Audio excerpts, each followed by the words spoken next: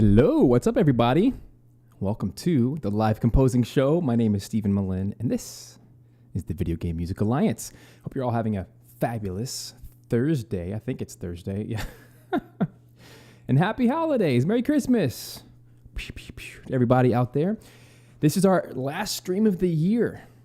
I feel that's super weird because we didn't have a stream last week due to some family schedule changes with the Christmas season. And next week, we don't have a stream. So here we are. Today is part 2 of the Final Fantasy VII Crisis Core Reunion thing. We're doing a gameplay clip. We started it a couple weeks ago, and it's a battle sequence from the game, and I'm doing my best shot, making my own kind of cyberpunk orchestral epic soundtrack for it. Right now, I think it's about a 2-minute loop. And it's super fun. So I'm really pumped to get into here. Last time, a couple weeks ago, when we did the stream, part 1, I showed off some of the new Arturia 5 collection synths. And I worked on making them sound more analog and more realistic and mixing that with, the orchestral side. And just to give a quick update on some of the happenings around here in the studio. Today is actually, the last day of work for the year, about to take some time off. Matt and I are, and enjoy family time, enjoy the holidays, and we'll be back hitting it hard in January, first week of January, so that's super exciting. But man, it's been a wild couple of weeks. I just finished up a movie trailer today, like 30 minutes ago, so I've been working really hard on that. There is a new audio drama podcast series that I'm writing some more music for. I guess I've technically written almost all of the music for it. And that'll come out later in 2023. So I get to work on some more of that in the next few weeks. Have a video game trailer and the video game soundtrack. I hope, fingers crossed, that contract goes through. And I say all this because, and that'll be a February thing. And I say all this because, actually, and another video game trailer as well. So it's like 5 or 6 things. I share that because as a composer, there are so many opportunities. And of course, here at Video Game Music Alliance, we talk almost exclusively about what it looks like to write for video games. But I want you to be aware that the video game realm, even within the video game realm, you can do trailers. You can do video game trailers. And a lot of times, if you're skilled at both, you can do both and you can charge for both. And it's really nice. Just like you can do sound design for video games as well. That's a whole other skill set. But these are the types of things that as you build good client relationships and you start getting referrals out and your network grows, you can have a lot of opportunities writing music for a lot of different things. And sometimes, writing for a podcast, that same music can be used in a video game or it can be used in trailers, or it can be used other places, right? So it's crazy just how much versatility there is. Just being good at writing music, you can have a lot of cool opportunities. So hope that's encouraging to you guys. So needless to say, very busy over here, but I'm excited to finish this track to kind of wrap up the year here in the studio, and it's going to be fun. So let's jump into where we're at. I should also throw into the mix that Native Instruments, my contact at Native Instruments, who I've been working with for several years, reviewing their libraries over the years, very kindly gifted me with a copy of Complete 14, which is insane because that's like $22,000 worth of instruments, and it's hundreds of instruments, some things I'll never, ever use. But I share that because part of today is just me writing music. One library in particular that I've just been absolutely blown away by is Action Strikes, and that's part of Complete. I've been using Complete for years. I didn't have the latest version, 14. But Action Strikes is something that, and I guess I'll be showcasing Contact 7 today because that's the latest and greatest Contact. These are the libraries I kept. Check this out. This is absurd. This is what I already had, and then plus Complete. That's like, and look, if I go to manage libraries, like half of these are not even checked boxes. Like, nobody needs this many instruments, and that's just the Contact one, not to mention orchestral tools and all these other things. It's just crazy, guys. I have a lot of libraries, but I say that because you don't really need them. You don't need a lot of libraries to make good music. You just need very specific libraries to do very specific things. So I'm pumped. I want to use some action strikes today because this library is so killer. I was just using it on the movie trailer all week long, and it is such a cool sound. I guess I could do ensemble.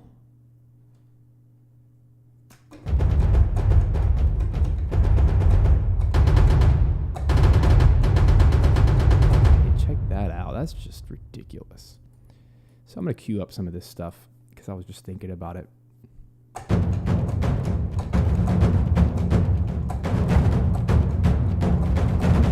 So good. So I might play around with some of that stuff, some of the action strikes. But anyway, we're rocking a few things here today. I've been really, really enjoying the Juno 6 from Arturia.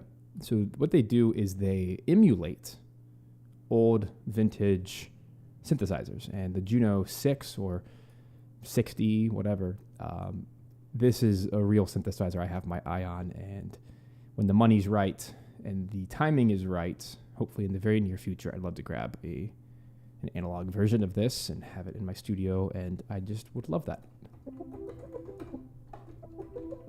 This is such a cool sound. It currently has a filter on it. Anyway, been playing around with that, and I've been really enjoying RC20, which is a plugin that helps to make digital synths sound analog by throwing in some distortion, some noise, some wobble, which is like pitch fluctuation, some reverb, some magnet, like tape sound. It's really cool. And this has been helping me a lot make my synth sound even grittier, which is nice. So I've been really enjoying that. We're about to jump in, but let me just take a second because relationships first, right? What's up? We got Marie, Matt, Arfo, Jew, Jay Metzer, Gabriel. Hi, guys. Hi, friends. Andrew. I was just talking to some of you peoples in the Discord and in the pro group. That's cool. Glad you're here. I know this is a weird time to do a stream. We don't usually do it at this time frame, but for the next 2 hours, let's just bust it out. Let me start with playing. I'm like, feel so ADD right now because there's lots to do. Let's just start with playing what we have so far. It's about 2 minutes of like, rough. It's probably about 50%, 60% ready. But today I want to go in there. Let's produce this thing up and have a lot of fun with it. And hey, Caleb, welcome. Let's just play what we have.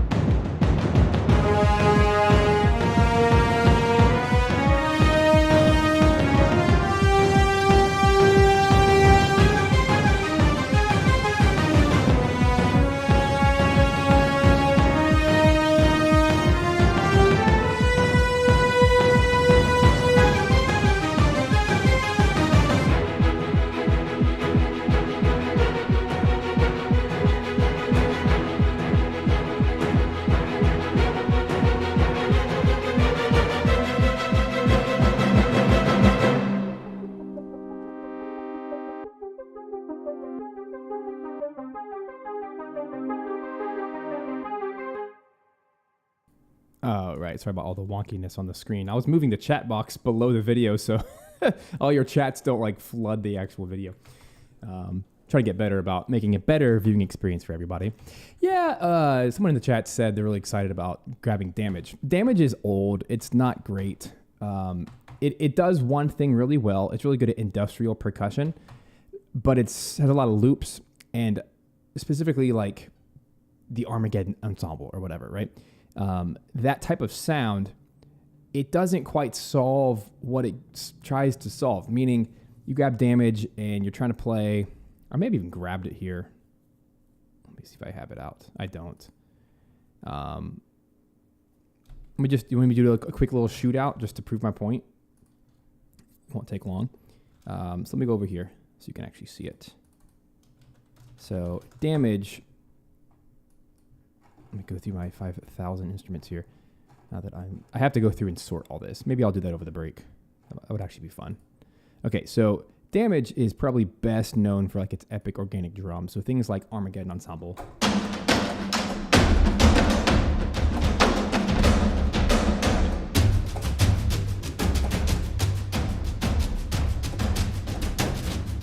Like, it has its place. It's a cool sound, but to me, I'd rather use something soft and organic sounding, or something hyper realistic that's super dramatic, and that's what Action Strikes is going to do. Damage is like in between. It doesn't really solve either problem. So to prove the point, something I do want to use for today is Action Strikes. I mean, just check out some of these sounds.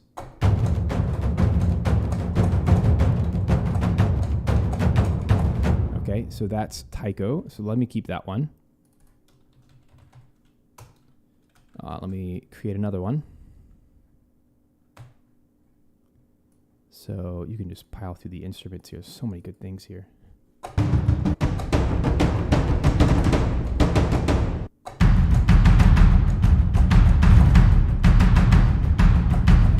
Like, that is so killer.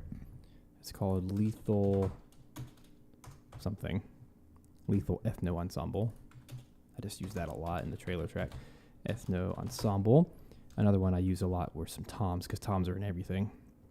But these, like, they have so many dynamics in them. And they're just huge. Just like this. Something as simple as that. I like this one a lot.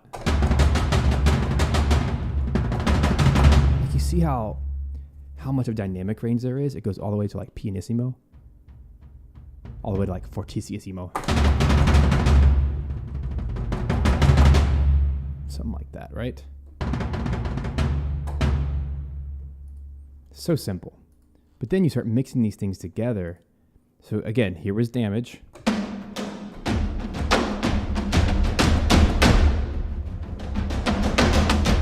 Versus even just the lethal. It's just a night and day difference to me. You start layering this stuff together. I think this was called mid-tom. You start layering this stuff together like this. So if I grab all three. I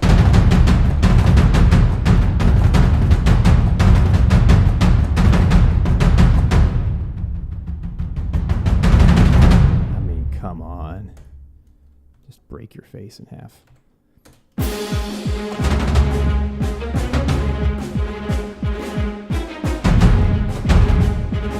Here we go.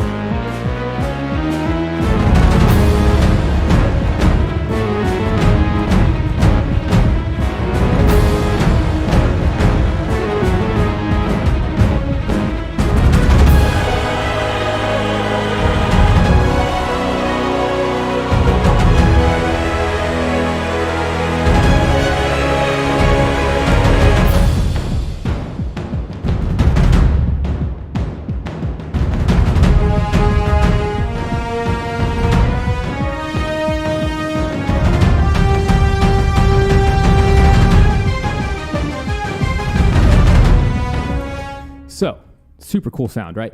But it has to be used very, very sparingly. You need to use these on the most epic of moments. You got to wait as long as possible to use that kind of stuff. But when it comes, you just blow your face off.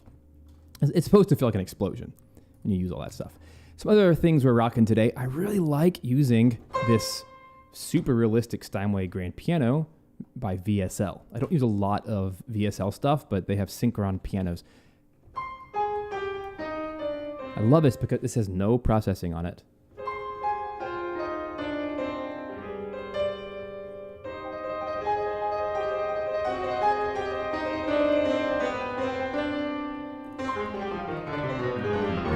It always will have the classical sound.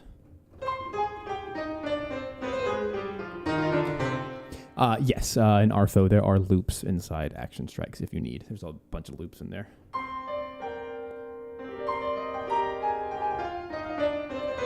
And hey, Eric, glad you're here. This type of classical piano, this concert hall piano, really it works in this kind of hyper-realistic orchestral style.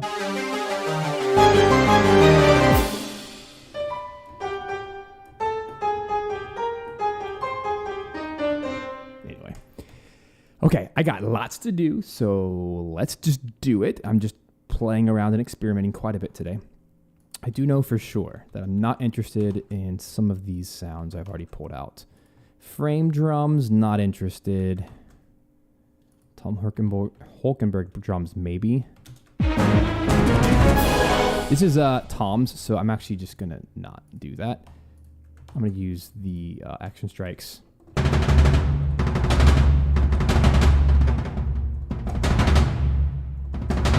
They're so beefy.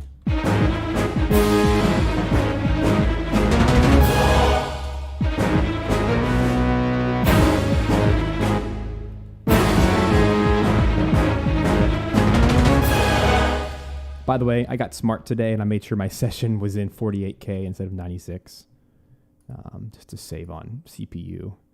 It's totally fine when I do it not streaming, but when I'm streaming, it is just a hot mess and it starts peaking in CPU. So that's why, if you're wondering up here why it says 48K, 24-bit, that's realistically as high as I can get it. And you're not going to hear the difference anyway on YouTube. Only I would hear the difference locally, but, you know, whatever. Another thing I've been really learning from Movie Trailer Land is whenever you have percussion rolls, take your velocities and roll them. Like do some kind of velocity increase until it really feels right. And I'll do the same thing with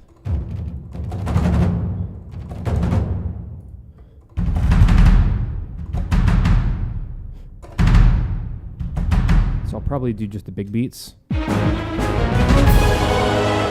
The lethal, because they're really big fat drums. Da da da da. Instead of 16ths, just eighth notes. Da da da da, but still off the beat. Da da da da. It's a nice big fat sound. And then tight goes. Probably same thing. Da da da da. Toms are best for the hyper fast stuff. Da da da da. And notice in this situation how my velocity doesn't have quite enough of a curve, so we're going to just try to manually get it in there. Even just a subtle curve from 86 to 127 makes a difference. Just gives it that oomph factor. Okay, so damage, go away. I like my kick drum, my electronic kick drum, which is the 909, which is an old, correct me if I'm wrong, it's an old Roland drum machine, yeah? Dum bum bum, which I think works really well in this second half when Zach is octo slashing. Okay, some other things I want to consider here. So much to consider.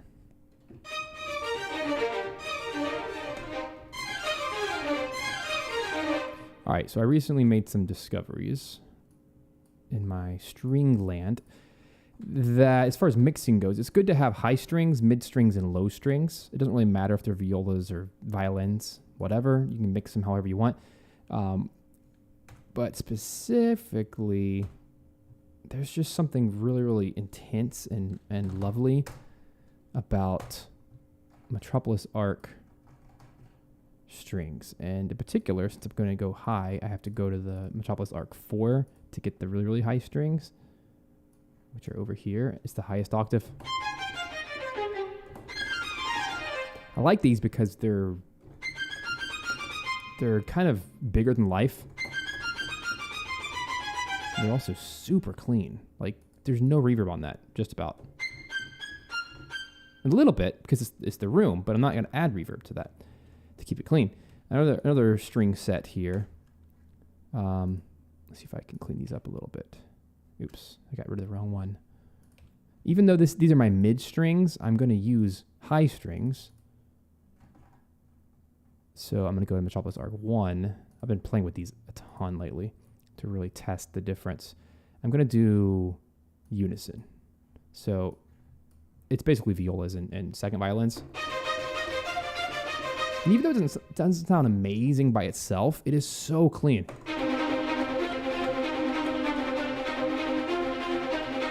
And you can just play ridiculous things. I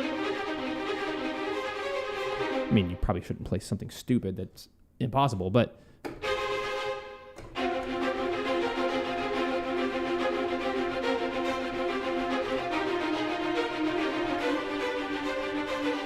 it sounds really, really clean.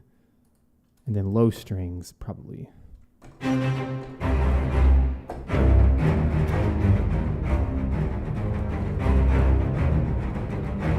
Just like if you're writing for brass or whatever, you need to make sure that your string section really can live and breathe all by itself.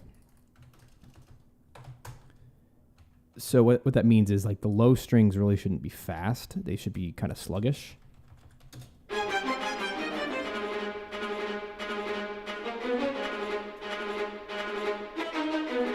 So this section needs to be, yeah, sorry, that's mid strings. That's good.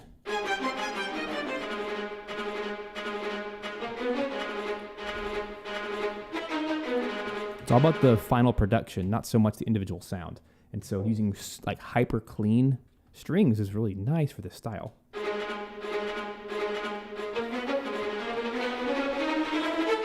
And if you remember, we're also using tremolo strings. And now this one, I am going to use 8-Dio, Adagietto, because they're very sluggish, which is actually a benefit right now. Uh-oh. There we go. Notice I'm doubling my tremolo strings with, like, the mid strings. Yeah.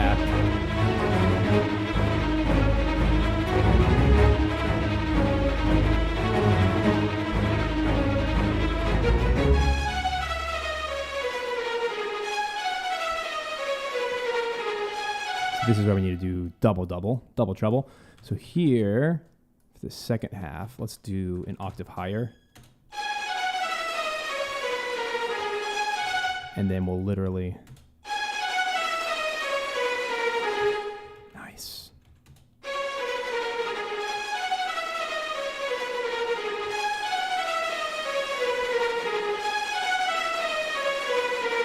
So this needs to be one octave higher. I'll probably do this. I'll just double it. Here. That's what I meant to do. Not the octave higher.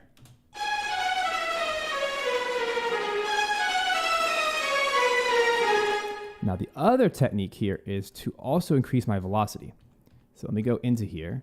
Da, da, da, da, da. So starting from here, we just need like a global... So I have two patches open at once right now. So I'm going to do a global velocity sweep. And I might even just do like a... like that. Let's also do it in the mod wheel here, so we can really feel it. So I think... Goodness gracious, I don't even know where we're at in the mod wheel. Back here. It's kind of all the same, but yeah, so we're pretty high. So ba, ba, da, da, da, da. So we'll just do like a little one of these guys, like a little curve, and then I don't want it to be even. I want it to like scoop up at the end.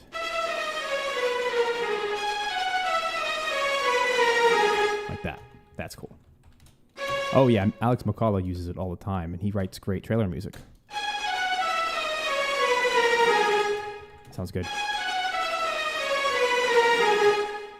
Let's go a little bit higher in our velocity here.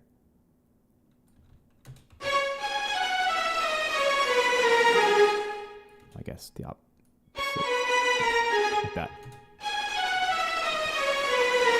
And that's going to really work well when we get some percussion in there. So let's do that. Let's take our friends down here. So let's record in some stuffs.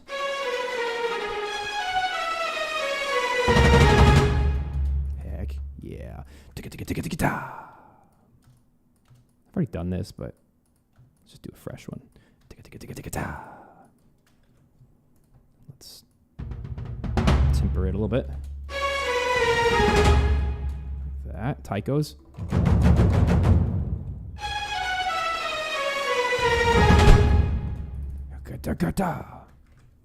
These should be eighth notes. Yeah, I'm working fast today. I don't got time to waste. Yeah, kind of see what I'm doing. Like that. And I'll just copy that because it is the same MIDI data. For good old action strikes, they all have the same MIDI data, which is great. Yeah.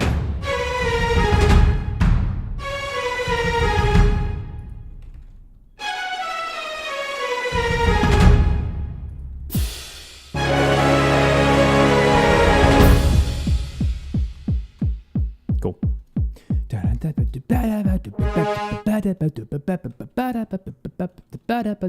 That to me needs a synth line or a string.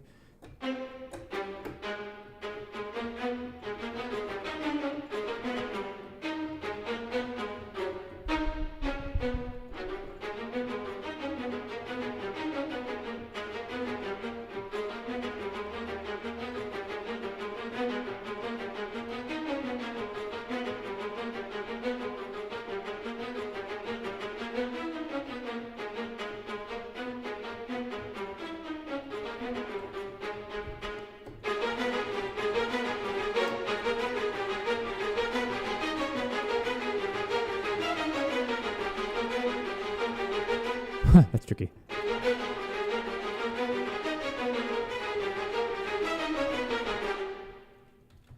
Very Sephiroth-esque.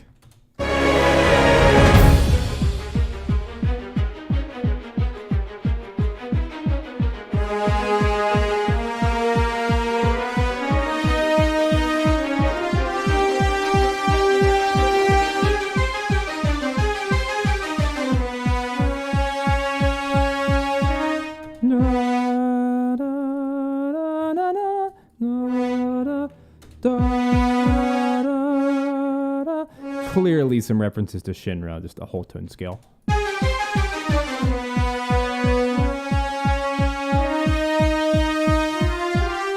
Breathe. So here we're going to do a breath.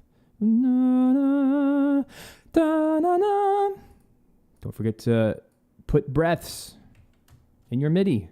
Make it sound more realistic. Especially for your brass. This needs help anyway. So a quick way of doing that is to quantize all your data on the back end. So you can quantize the lengths. And then go in and take maybe an 8th note or 16th note for breaths.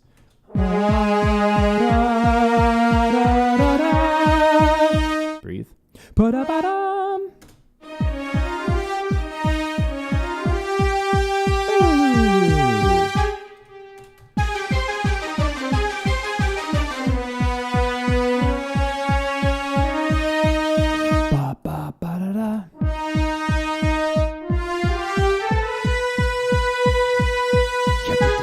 Perfect. All right. So do the same thing. Just strings. Even though strings don't breathe, you still want to break musically. What's up, Micah?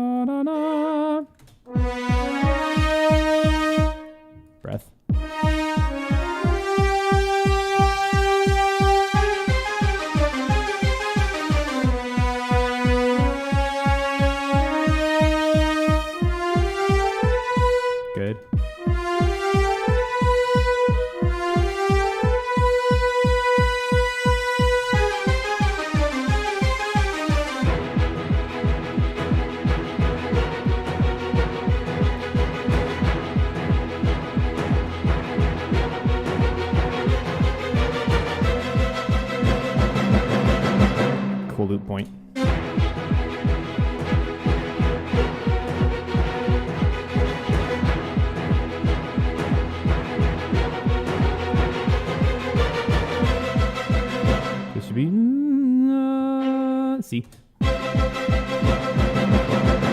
Oh yeah, some epic percussion coming your way soon. All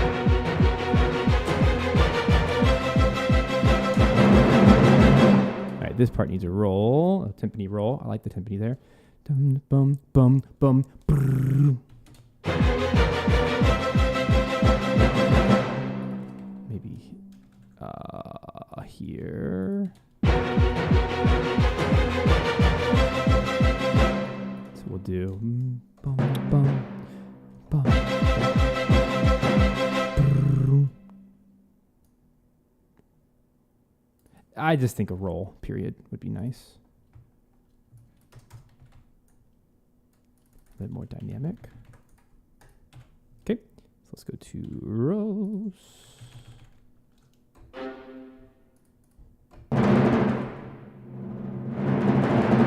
Also Metropolis Arc. Coolest timpani roll ever.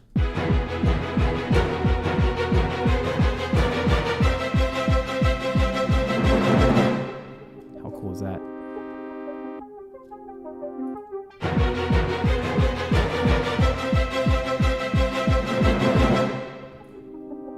Sounds really good.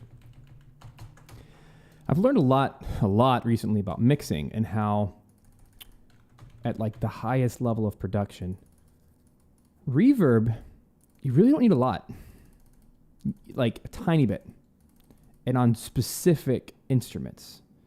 And so many of our sample libraries already have good hall reverb baked in, so you don't even need it. Now, a little bit of glue at the end is great, but just less is typically more. I know, we all know that, but I was really faced working on this movie trailer that my first couple renditions were very muddy, and I couldn't figure out why until I stripped all reverb away, and I realized, oh, that's why. And then I judiciously added it back to select instruments just to give a little bit of breath. It's amazing how much it muddies up, especially the low end of your EQ.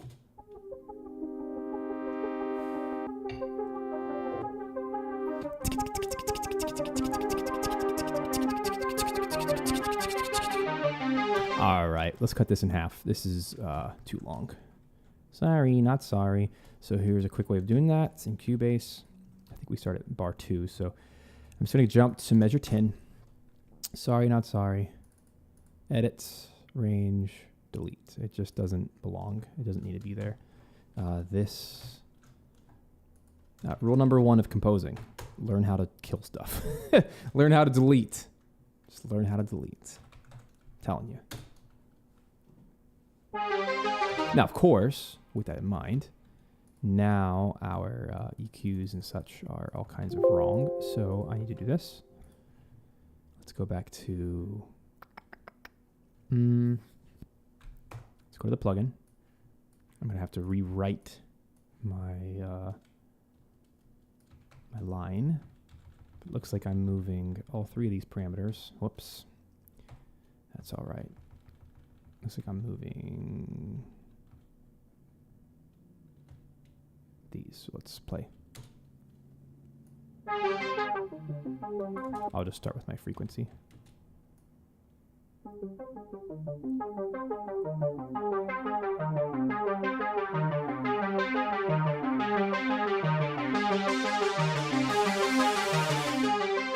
Yeah, that works.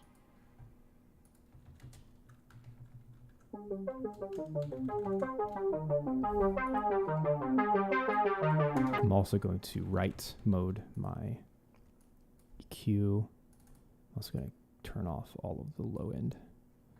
And let's go.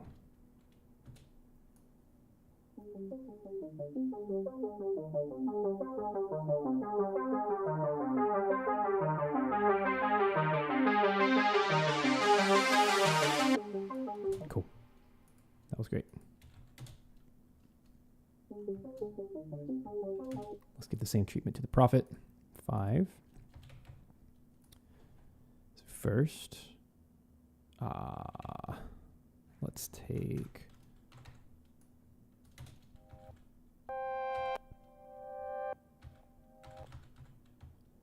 Looks like I didn't change anything. But I think I should add a filter on top, just so it's not the same the whole time. I'll give the same treatment here where 150 hertz lower, scooped off, and then we'll start around the 500-ish range and just start riding it up for a nice sweep.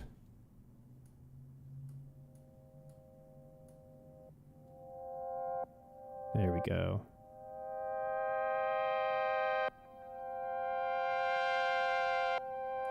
Cool. And if you remember from last time, we're using GateLab, which is this fancy plugin over here. Look what happens when I turn it off. So here's the line by itself. It's just meh. It's nice. It's just like a pad, right, with like attack. But GateLab allows me to draw in a pattern. This is a free plugin, by the way. Go grab it from, I don't even know what the company is, but it's called GateLab.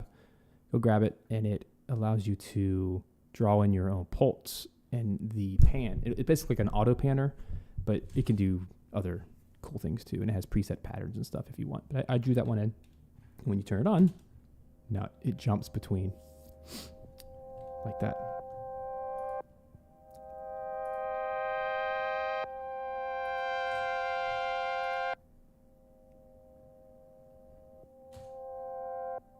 There's my camera. It decided to just not work for a second. There we go. Cool. All right, that works for me. Nice little intro. I think we need more though. Like we need some kind of instrument, probably piano actually.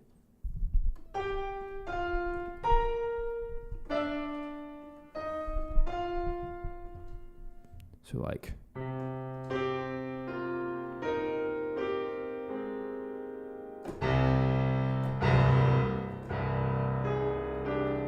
little more cinematic and epic.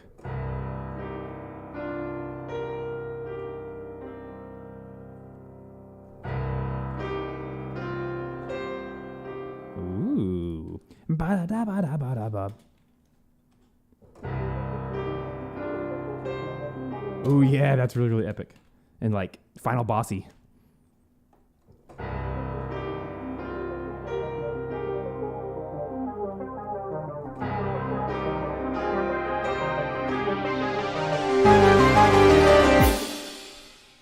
Cool, and we can double that with something for extra points. I want this first one to not be so intense though. First of all, let's quantize those as eighth notes.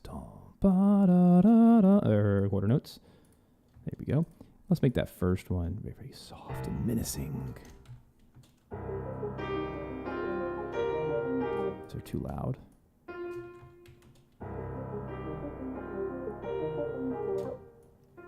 And here's what I want to do. This is a mixing thing. I'd like to take my piano. It's a little too bright. Let's just kind of drop it right there. Whoopsies. Let's just warm it up a little bit.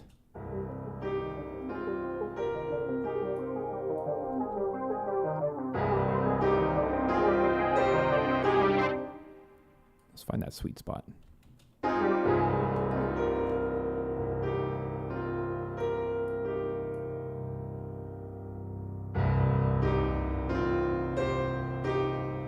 Since nothing else is happening in the low end, we could actually afford some low end there. So another thing we can add to really, really give some life to this is Valhalla Shimmer. That way the silence is still actively doing something.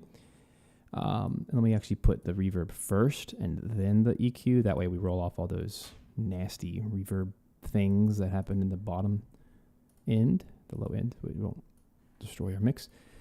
But this, let's do big stereo. Let's make it be like 30%. Just listen to the magic.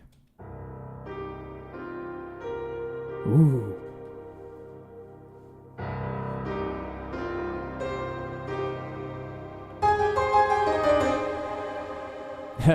Okay, so now we have to make two versions of the piano. One that has the shimmer, and the other one just plain.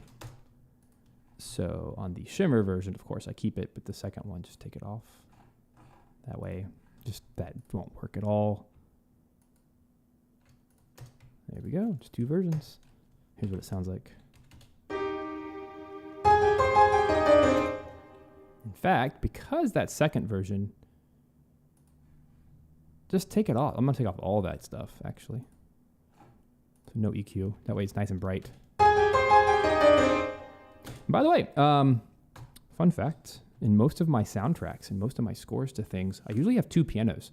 I usually have a dark, and it's usually the same piano, just copied twice. I have a dark piano where I play with the EQs to only really focus on the low end, and then I have a bright piano that usually only focuses on the high end. They don't usually play at the same time, but just based on the moment in the score, in the soundtrack, I like to feature one over the other, and that way one is dark, one is bright. So I'm actually going to just call them that, because that's my typical verbiage. So dark,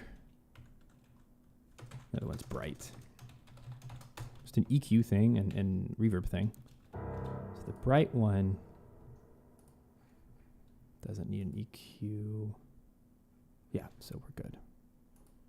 Cool. So let me just call it what it is. I usually like to put underscore the name of the sample library. That way I don't accidentally double up. So VSL. Okay, so here's what it sounds like. It's very, very menacing. And I can also change the volume of it this way. Because the bright piano doesn't need to be as loud.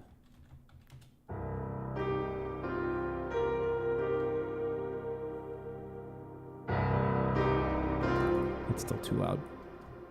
Not loud, but bright. I love the low C on a Steinway piano.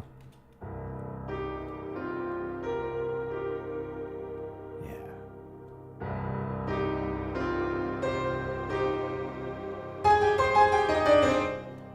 Nice. Nice. Okay. Now let's mix that with the synths.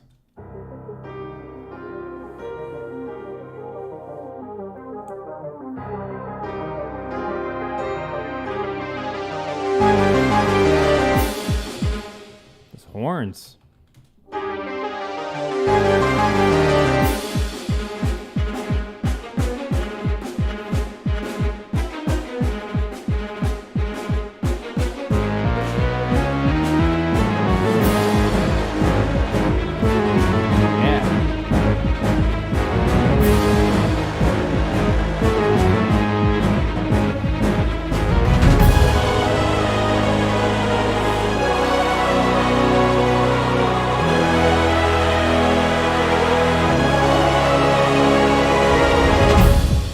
Getting good. All right, let me edit this choir. I also learned this week, working with choirs a lot, specifically with MIDI choir. Choir takes up so much headroom in a mix. It's great and it's epic, but you got to use it very judiciously. So when you use choir, you need to be very clean with your breaks. So I'm literally going to quantize this thing. I'm going to put 8th note breaks between moments. That way there's some kind of breath for the other instruments to shine through. So that's intentional. That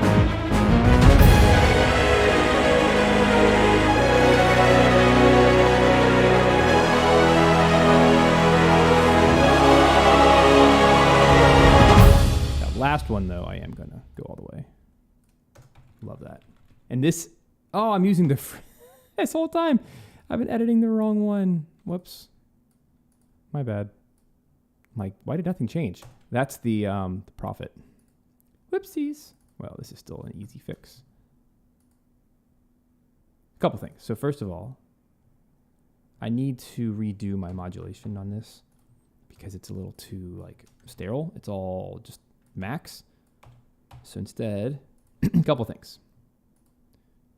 Get rid of my sustain. That was no good. That was me writing fast instead of doing this correctly. So I'm going to put I guess they're quarter notes. My quarter note breaks between each of the sections. And then, let's go to my mod here.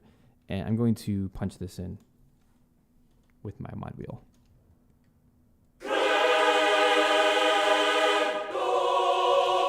And my mod wheel currently does nothing, so that's not helpful. This is an ancient library. And if this doesn't prove my point, I don't know what does. it's not about the quality of your gear necessarily or the samples. You can make almost anything sound good. This is like a 15-year-old choir plugin that I still use on commercial projects. It's Requiem Lite. This was one of the first libraries I ever bought. You can see how dated it looks. But it's not about that. It's about, can you play the instrument? So I am going to right-click, go to Learn MIDI CC. I'm going to learn the swell.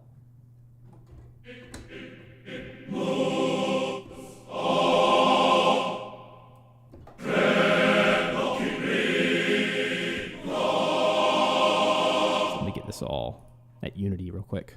It's so loud. And what's funny is even when it's at unity, it peaks, so you have to actually drop it down. I'm looking at the red bars here. I don't want red.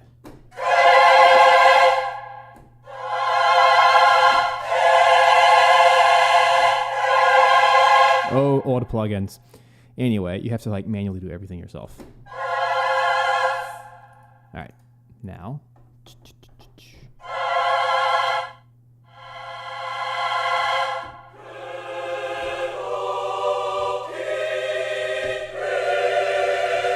Much better. All right, now it's ready. It was not ready at all. This is just one of those prep things. Again, using an old plugin, I had to manually set all that stuff up, but modern plugins, you didn't have to do any of that. But that's my point, is it's just a good sounding sound, so I can, as long as I can manipulate it and do what I want with it. So with that, I'm going to use my mod wheel now to change the expression, so to speak.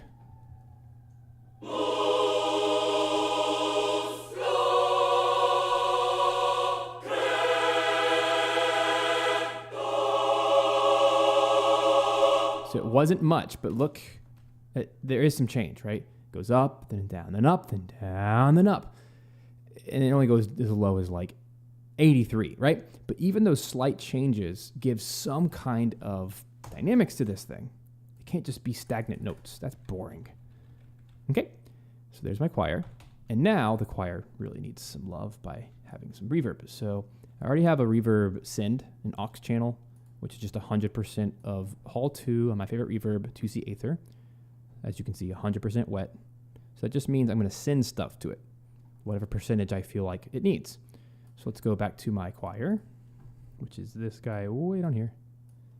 I'm going to go to sends, reverb, turn it on, and drag it down probably like -20. Let's just listen to it and see. Sounds nice.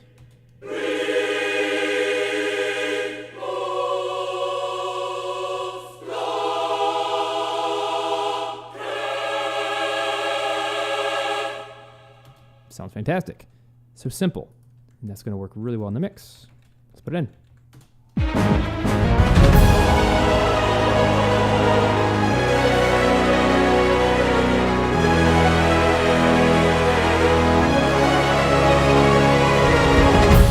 Ooh, that sounds really good with the high strings. My tremolo is a little early though.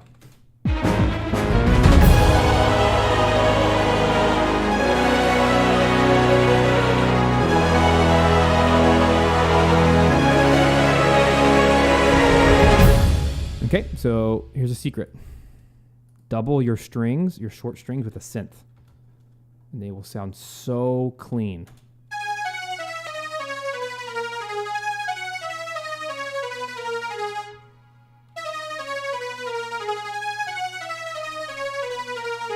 So I'm going to double this part.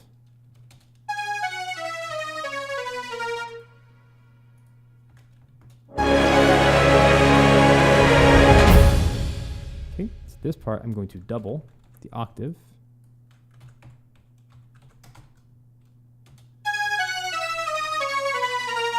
Simple, right? You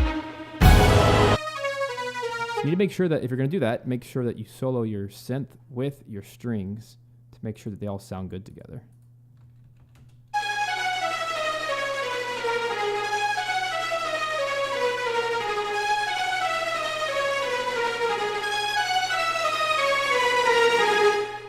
There it is.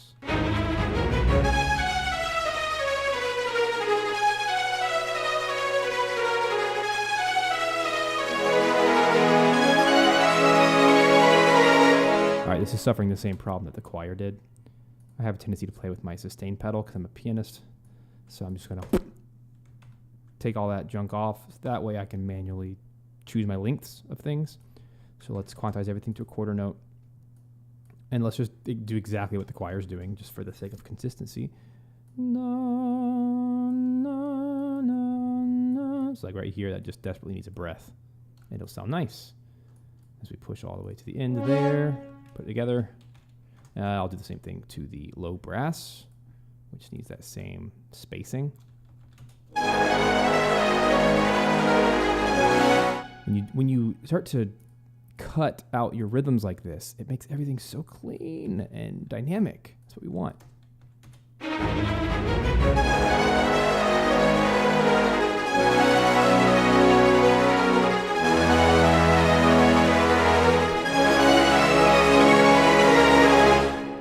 And it's clean, clean, clean, clean. That's what we need.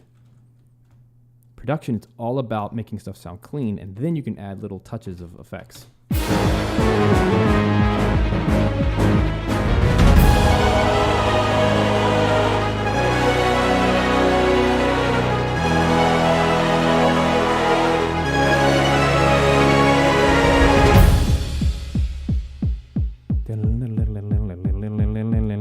That's all we need. We just need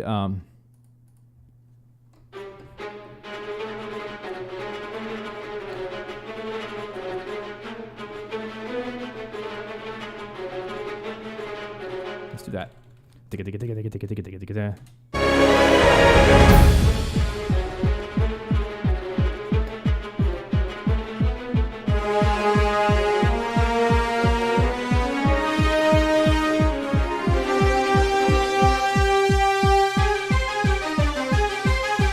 Just need some motion there in the middle.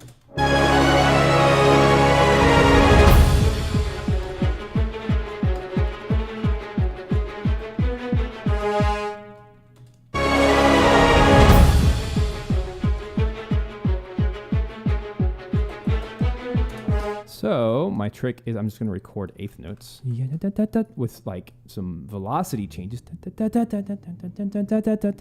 Right, just playing it in. Then, watch this. I'm going to move it all into place. I'm going to quantize, but I'm also going to quantize ends. I have a shortcut for that. So watch what happens. Boom.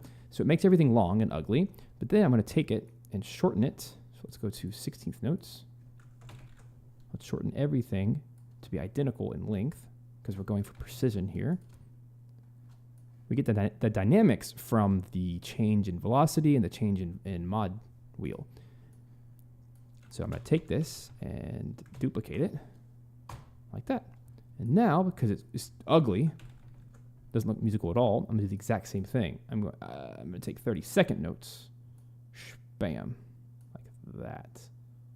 Now here's what it sounds like.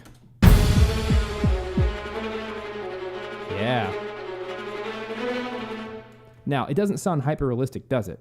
Because it's like a machine gun sound, like, right? And it just kind of wears on the ears. So I'm going to use my tremolo.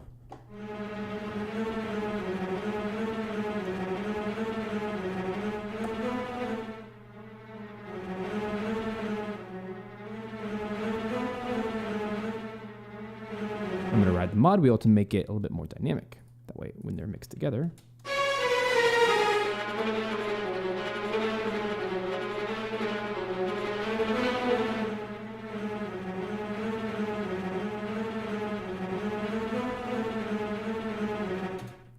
Something like that.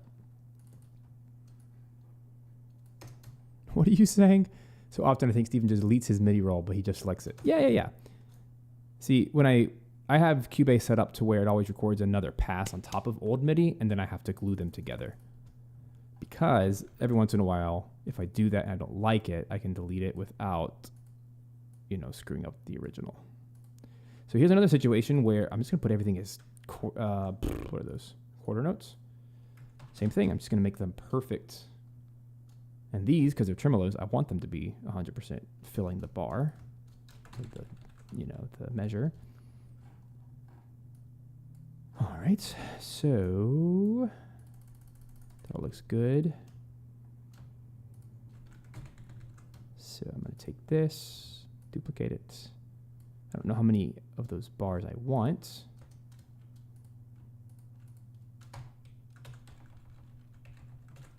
Let's hear it.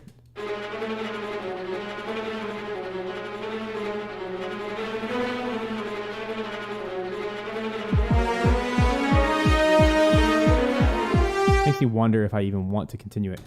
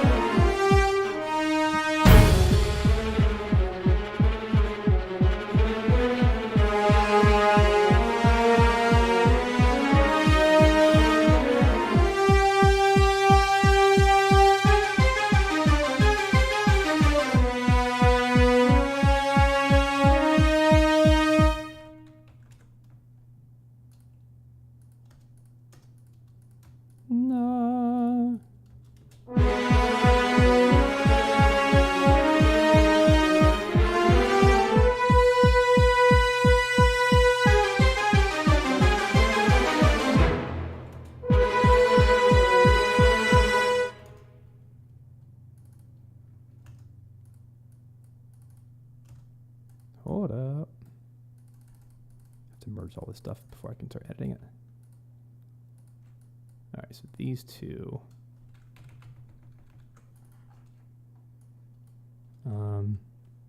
No.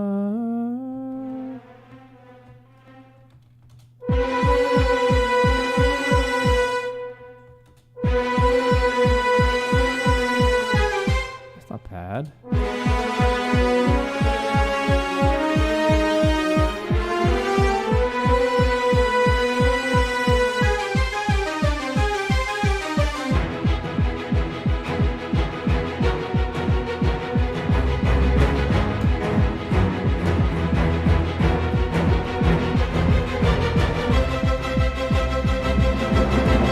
Low strings in there. So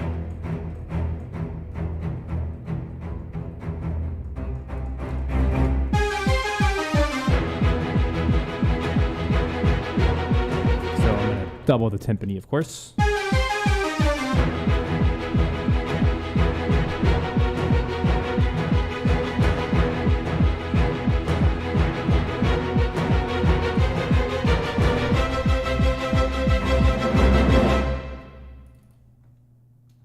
Nice.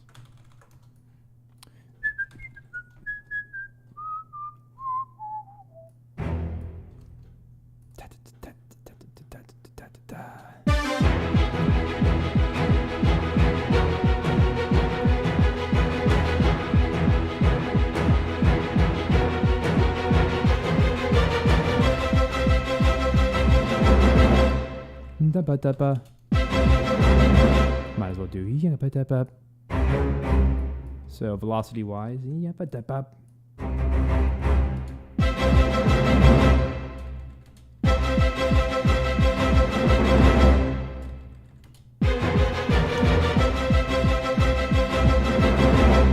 strings sound so good.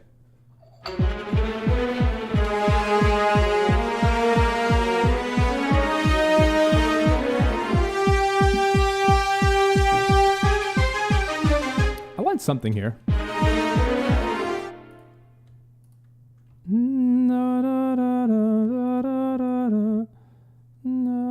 me find it.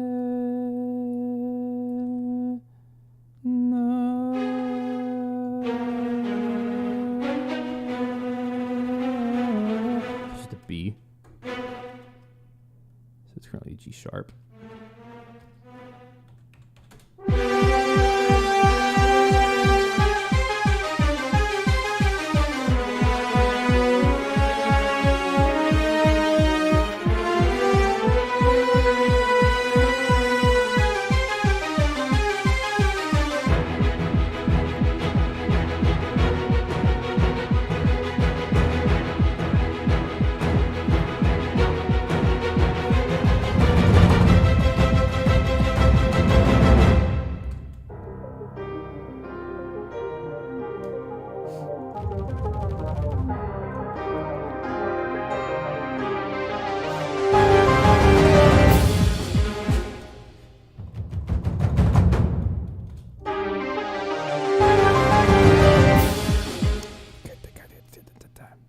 notes.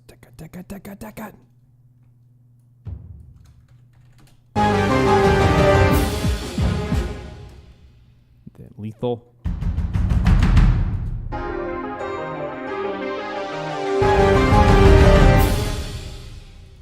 Now, I don't want to overdo it. It's important to have some sort of curve in your velocities like that. Make sure that the taikos have... Yeah, it's okay.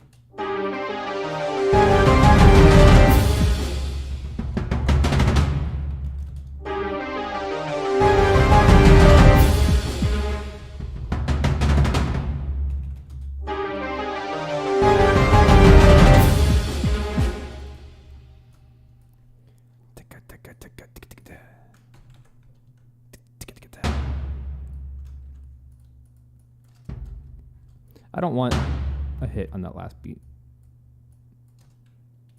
I'm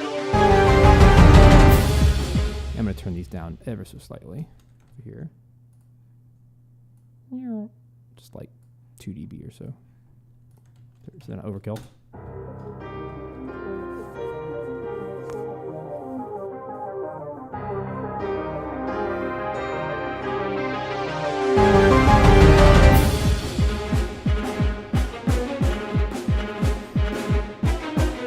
So we need something right here. A synth to double. Think I can get it on?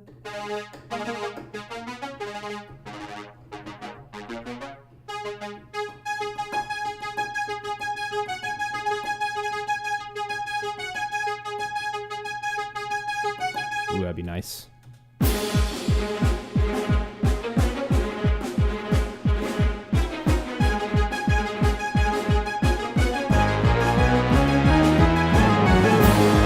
I'll just do that for 2 measures.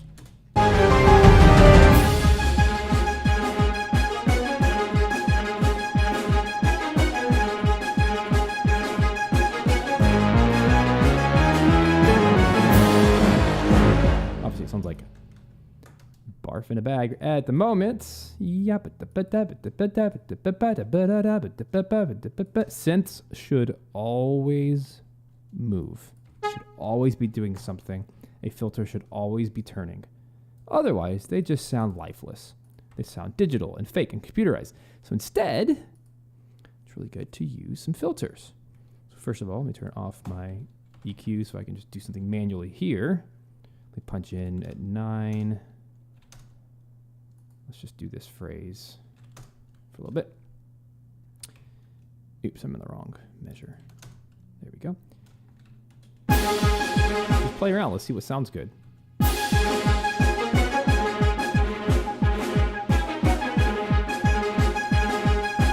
Oh yeah, I mean just that frequency knob, the VCF, that alone makes such a difference. So let's punch it in. We have to really start low energy. Yeah.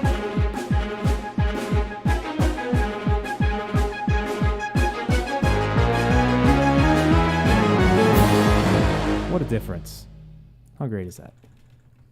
Now, 2 things. I'm going to copy that.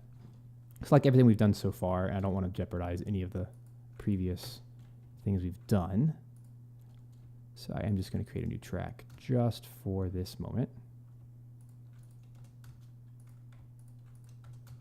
Like that. And this one is going to have delay on it. So this moment. Cool, right? I want... So that's just stereo delay, just doubling the output. So it's probably 16th, sync 16th notes, 50% maybe. There, 8th notes.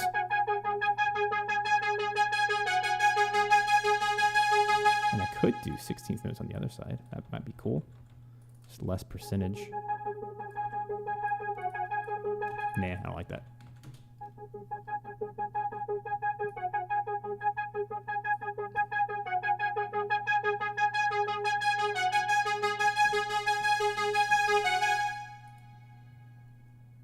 that tail. Nice. Okay, I can live with that. Let's also do an EQ filter sweep. Let's make it even more dramatic, shall we? Let's listen to it in context and punch it in.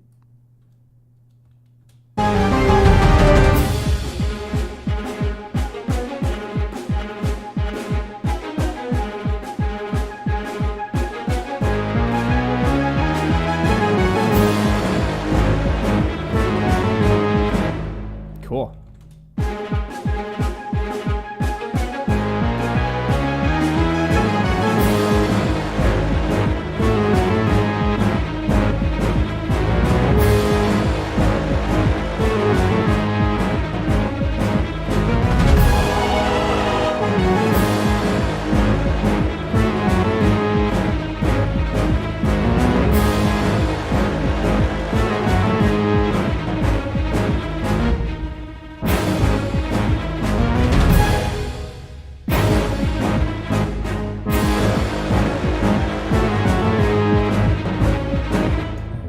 Hit wrong in the timpani.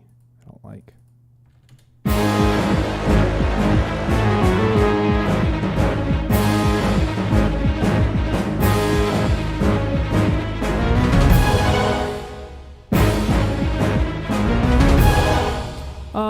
Jay, what's your question?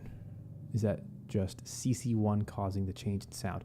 All that I changed was inside the Juno, I just manually, hit right mode. And I just manually moved the VCF frequency. And then I also grabbed EQ, and I just hit right mode and just shifted the low pass, manually.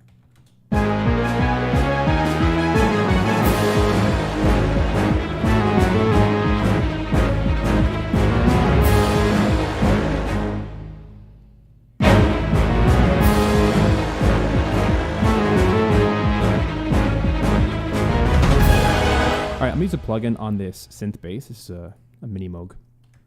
This is one of my favorite bass control plugins. It's called UBK. I don't even know what it does, but it just makes synth basses really, really...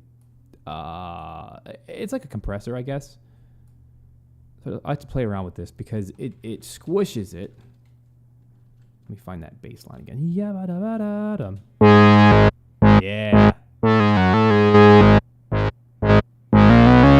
It's almost like a distortion. It's like it compresses it to the point of distorted.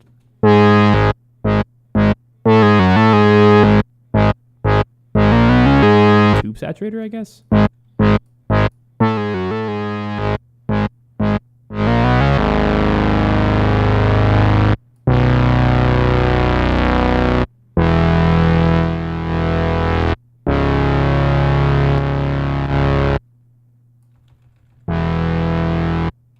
Mix. Let's play with it.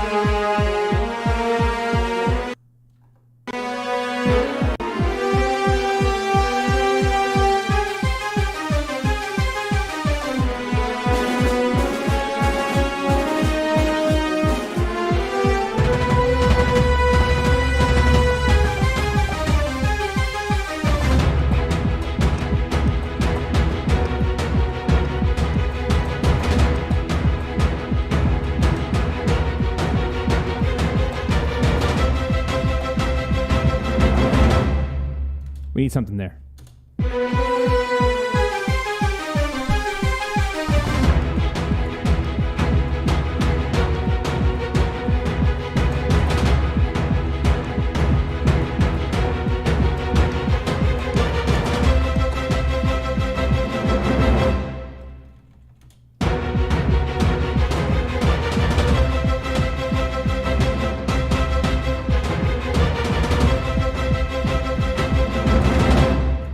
match it with the...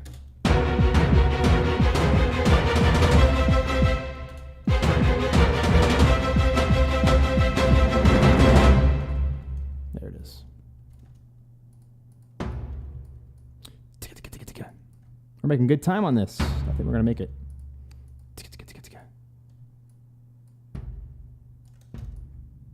All right, all these just need the eighth note treatment. And to be not quantized, but merged all together. Because everything except for the fast ends of the measures. These are all eighth notes. These are...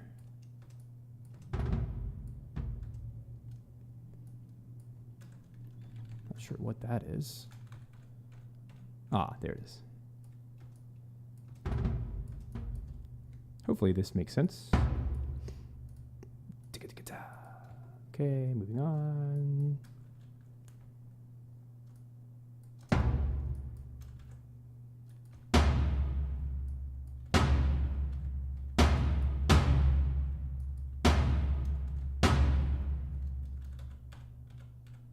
I like leaving off. Let's see.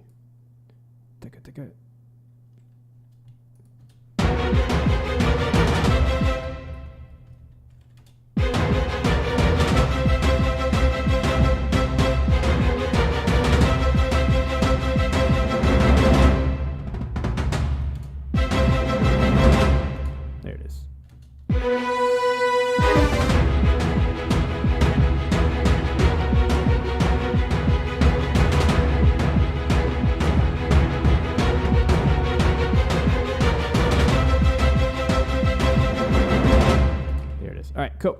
Let's add taikos. A little bit less quick. The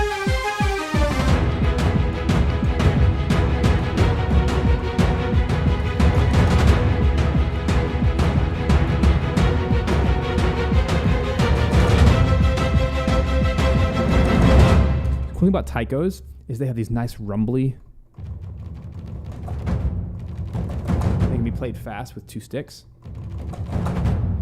But you can play fast rhythms. So I can play that, right? It's all 16th notes. And then I can do 32nd notes with the big rolls. But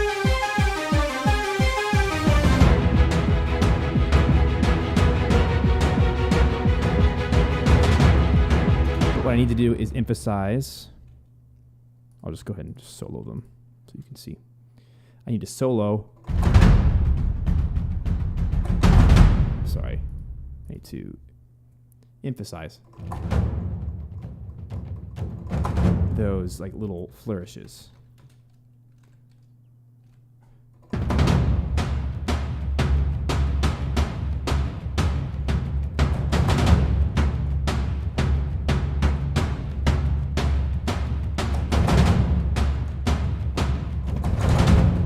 Like that.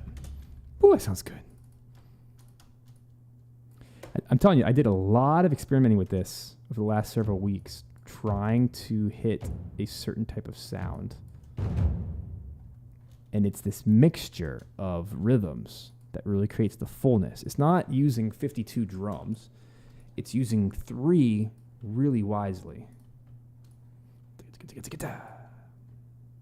That's the secret sauce. It's picking drums that are very different EQ range, frequency range, and then layering them to where there's always something happening and there's like a call and response happening. So let's do 16th notes. So just watch. This is the taikos now.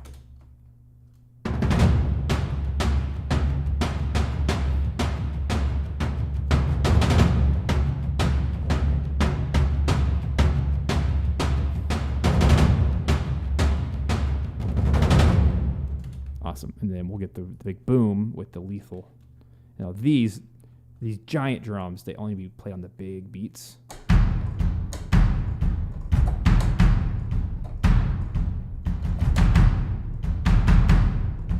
Right, like that.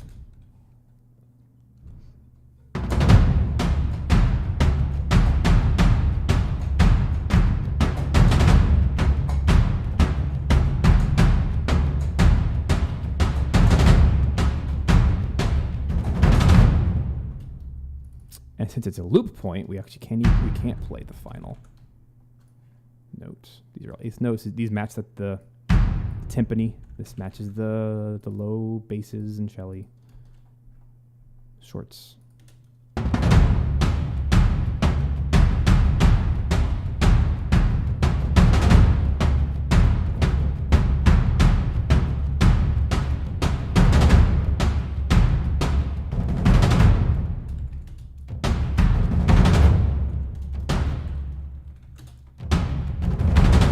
So we don't get to have that last note because it's a loop. Let's test out the loop. Should work like this. And it's a 1.5-minute loop. That's pretty good. And it just goes straight into the beginning. It'd be a nice reverb tail. It goes straight to the synth. I think it's going to work really well.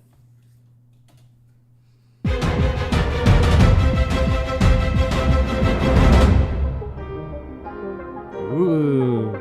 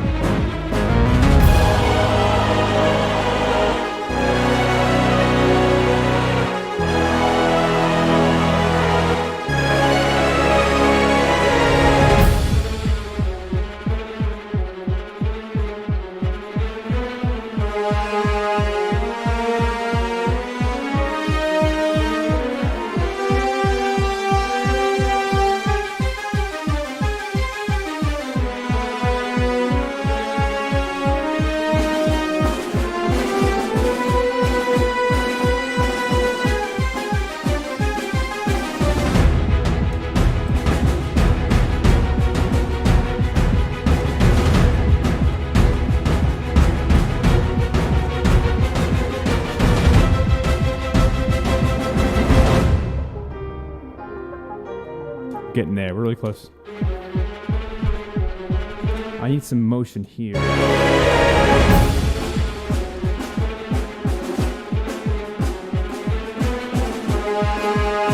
helps connect.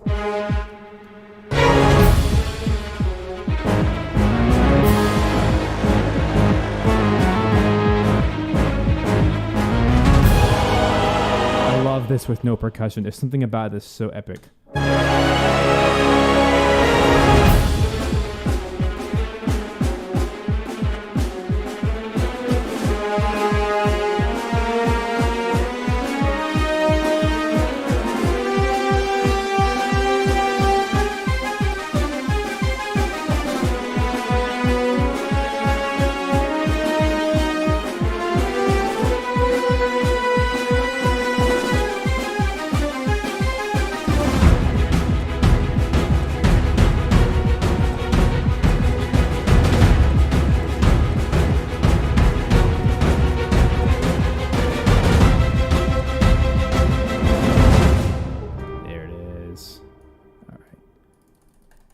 Let's clean that up a little bit.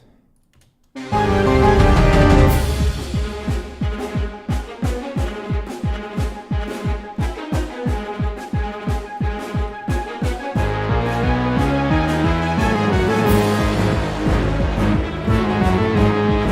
want the snare to be kind of in the background, so I'm going to turn the velocity down in this section. And it's not playing as much. It's present.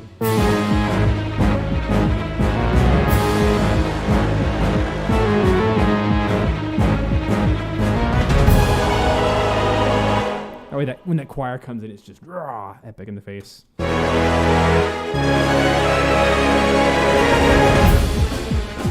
so all of this is 16th note quantization. I just need to really make sure that I'm on the beat here.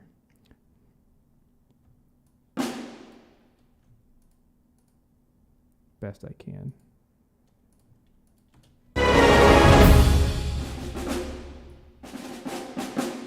Let me do some quick editing here. You guys having fun? I hope. This is quite the way to end the year. This is one of my favorite streams, actually. This is so much fun working on this.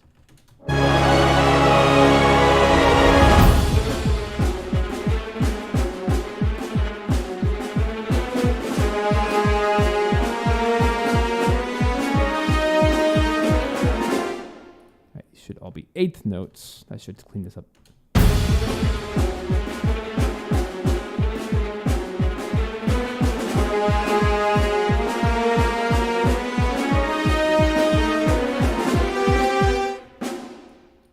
That's where it gets a little tricky, all 16th notes. Thankfully, this is all just like this. A lot of this is just repetition of... I mean, if I was smart, I'd just, copy and paste. But I kind of just really like the organic nature and feel of it all, playing it in. So I'm just going to take the extra 20 seconds and quantize the eighth notes. And then, check this out. Such a cool function. If you go to Edit, Select, Invert. Not everything else is selected, and I can do 16th note quantization. Saves a lot of time. So let me go through and clean this up.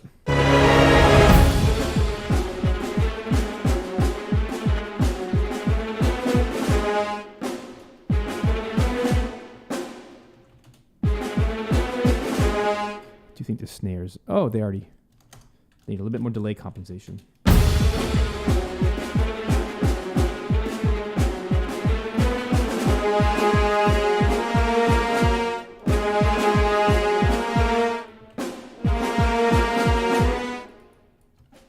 Oy vey.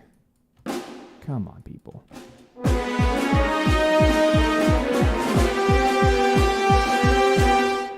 Oh, I know what happened. Ugh.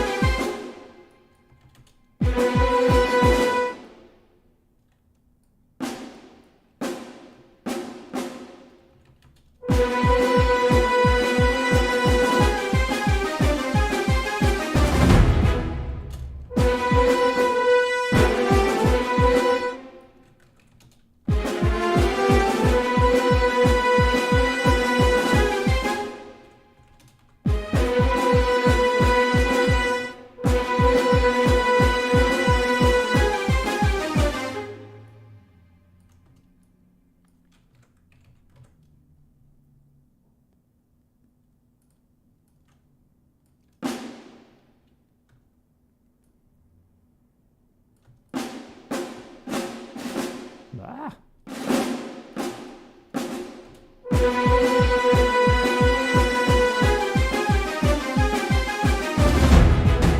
Yeah. So good.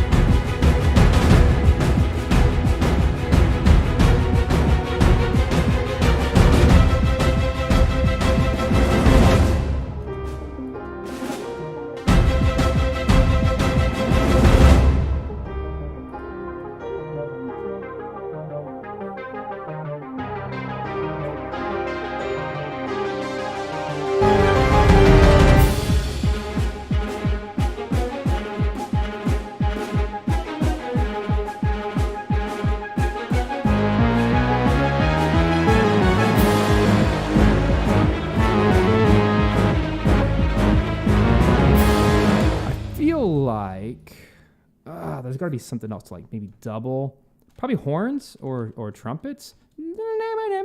It's just not.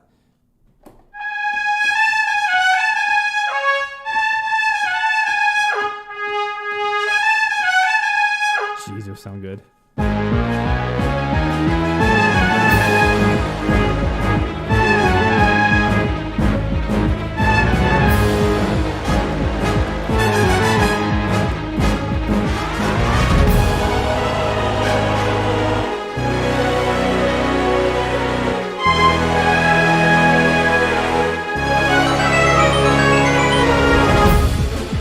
with the sub. Gzaf.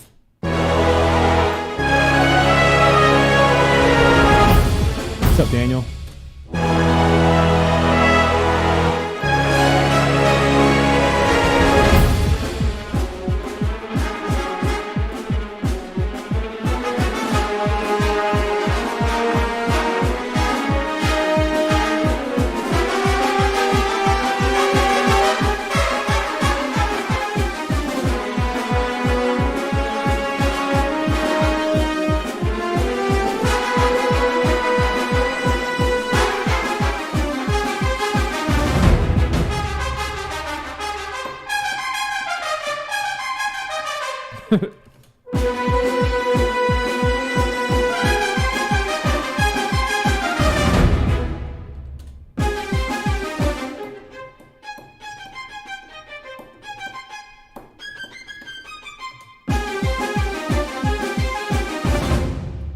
These need more. Just everything.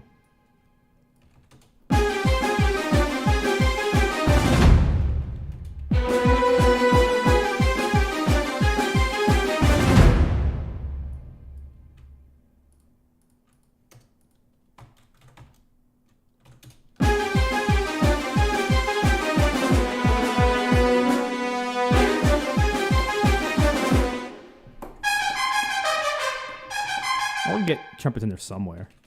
Would fit.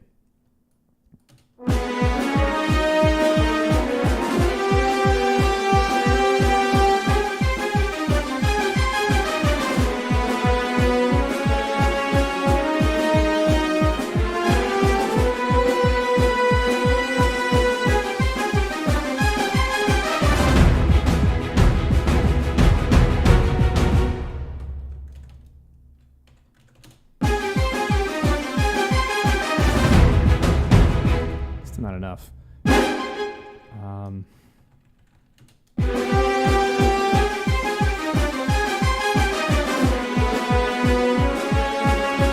Let's do, I don't usually use short horns. This might be the time.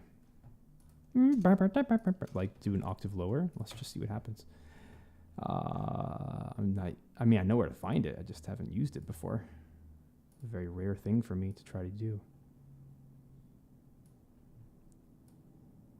Let's try it.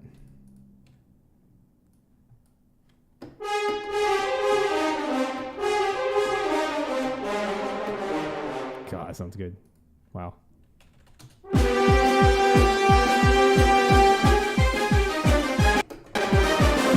Yeah. We gotta get some trombones in here in a second.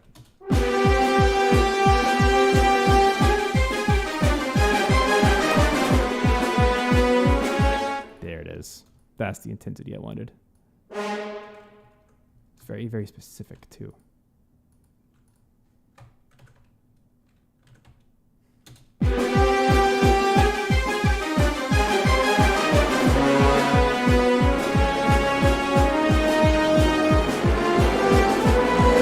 Some blow brass for sure. Some trombones and tuba.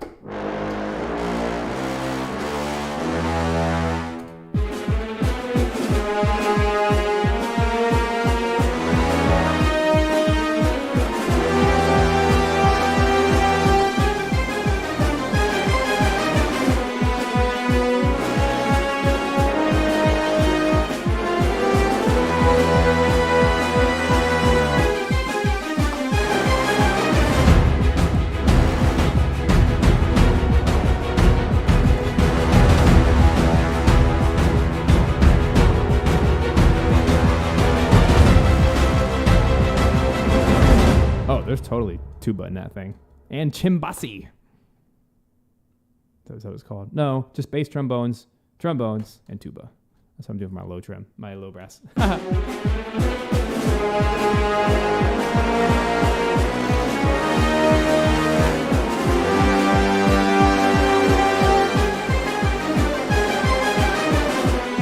I'm not even sure where to put it.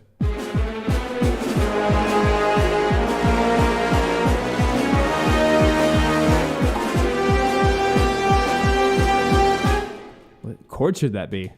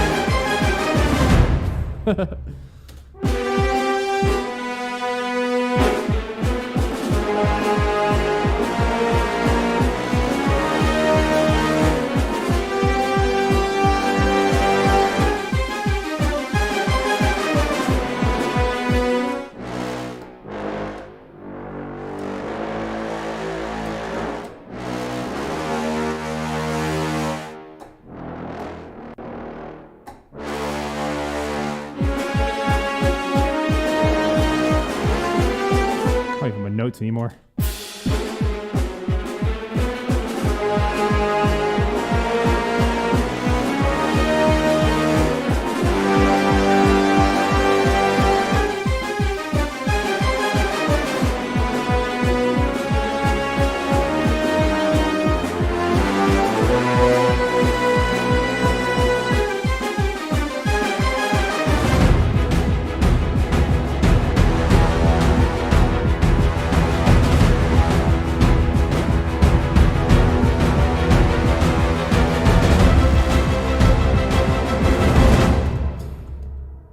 Maybe piano would do better there to get the notes without all the intensity, like the over the top intensity.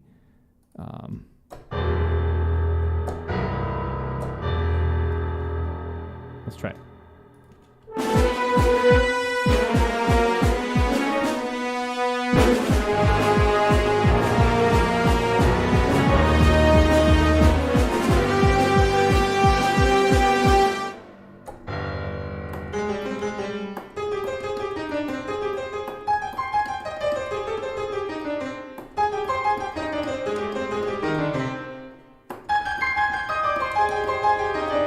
That's cool.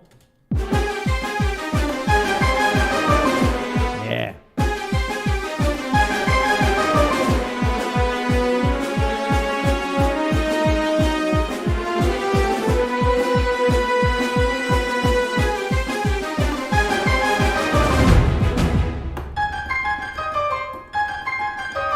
Gotta pump the brakes. Tick for the sustain.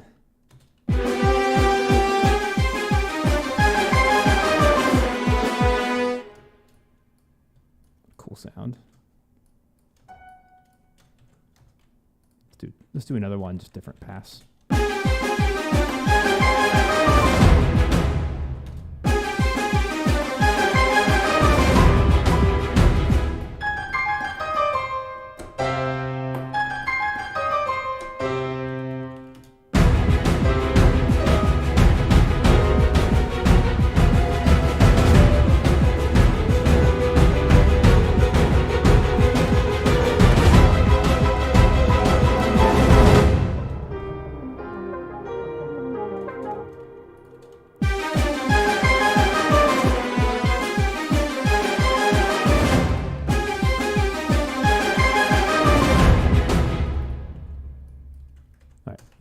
Stick with what I know here.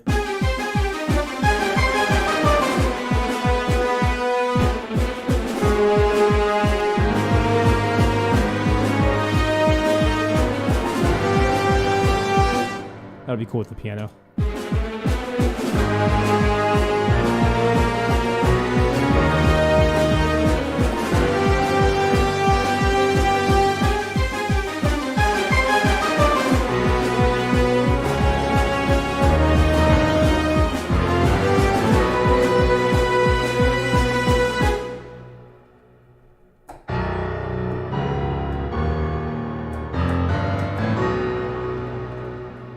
Reverb.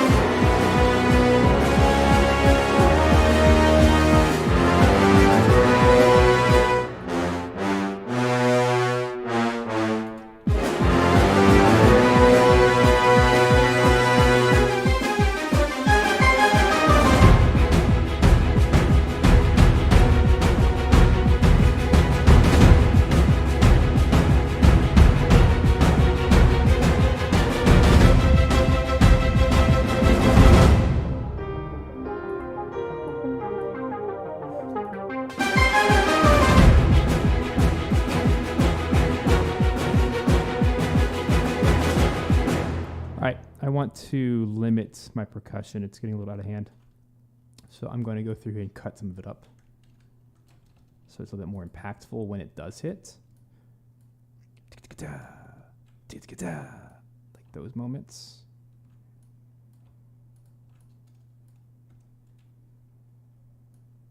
I just think it'll mean more. Oops, you can't even see that. Sorry. I was just chopping up these bits right here to be way more open. So here's what it sounds like.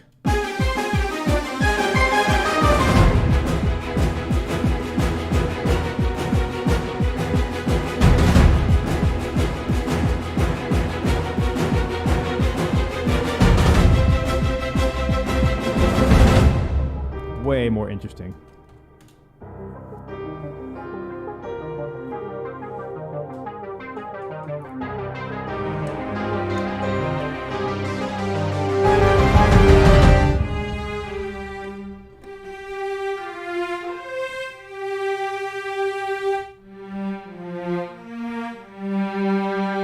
Let's get that.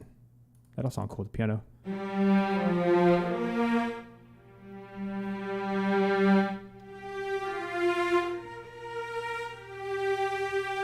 Cellos and violas.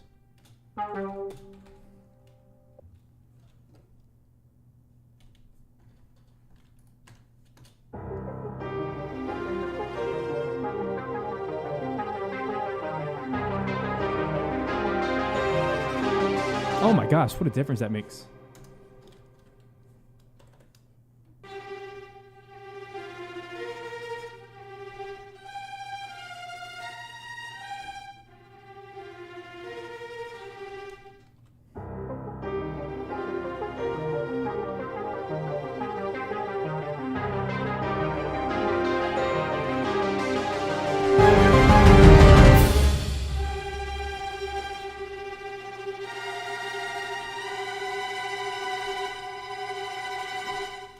Cool.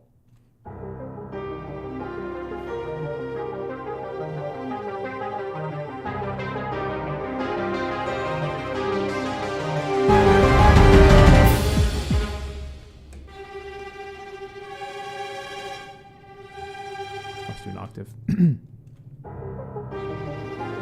Sounds very much like Crisis Core.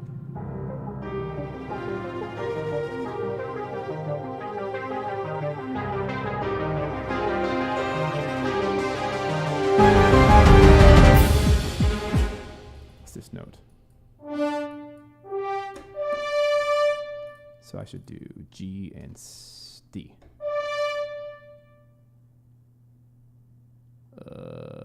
Here.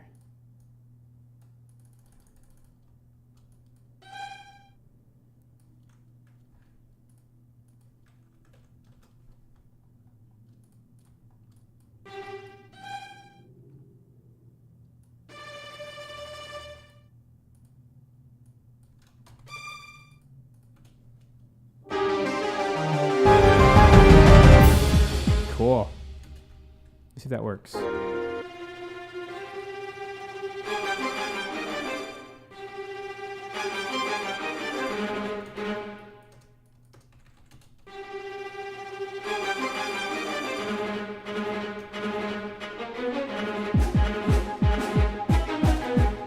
Cool.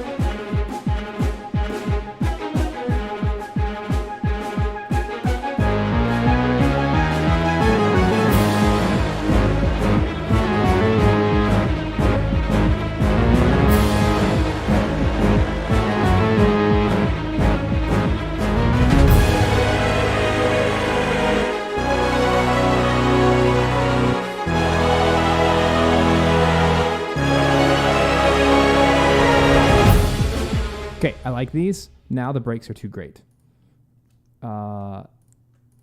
So let me do this. Almost there. I gotta finish this thing before my workday ends. So this moment right here.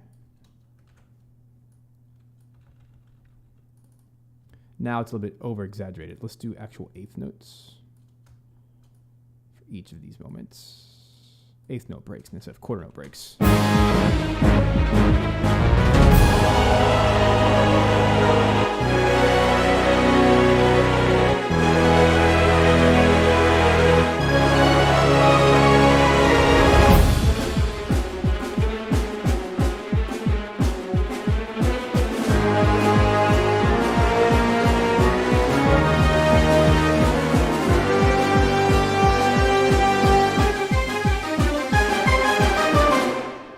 Things. Piano's too loud.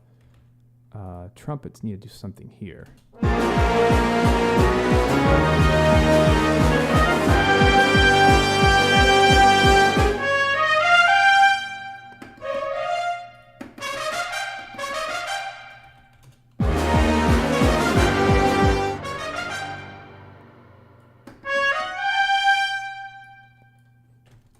a couple things. Let's use trumpets, but let's put some reverb on them.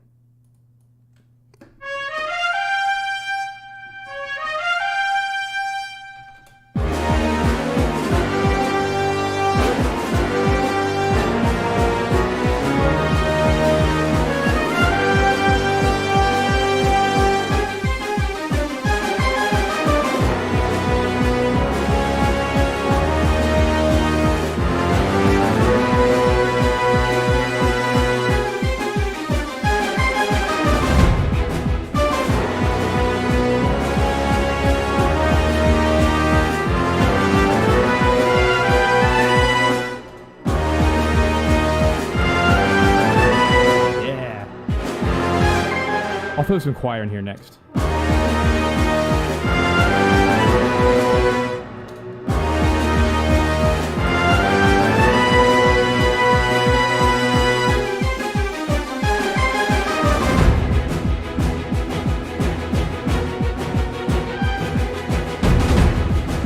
Yeah, I like those hits in at those like big beats. Yeah, this is like the ultimate Final Fantasy VII mashup. I also need to get my cymbal crashes under control here. Let me grab. I like them. Just need to do a little bit more. There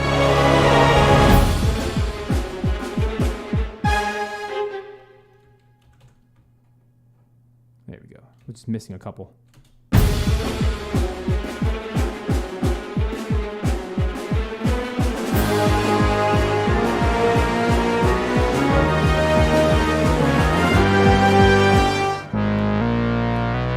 Now that I got the low brass in there, I'm going to double it with the mini moog.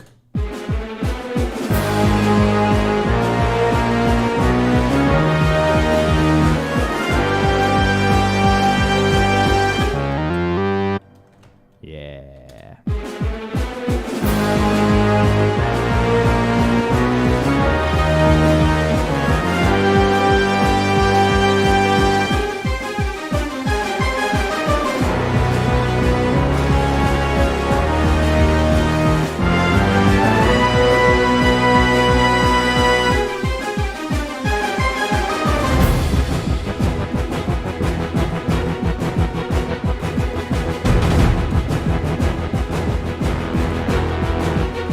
Man, those strings just sound so good by themselves. They don't need any help.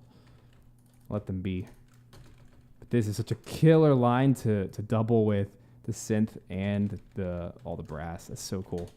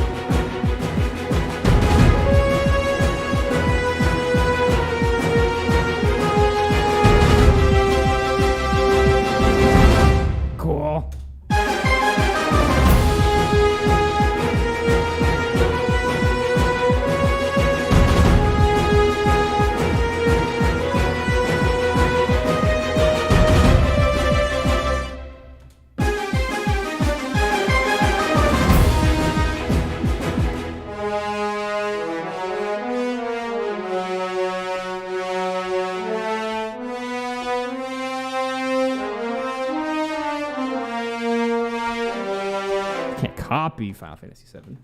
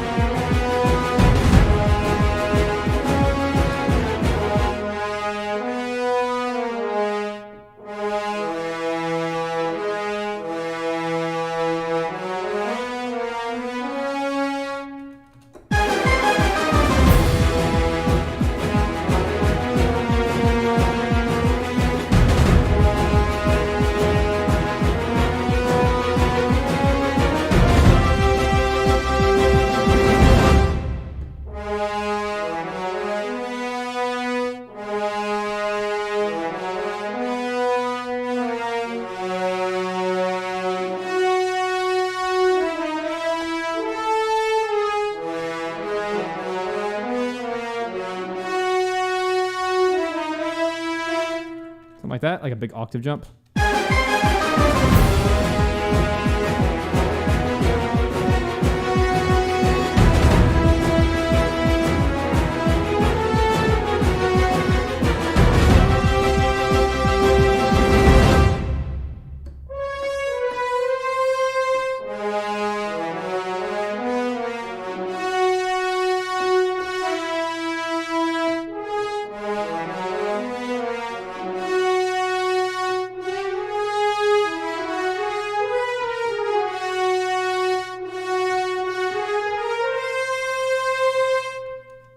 How's that?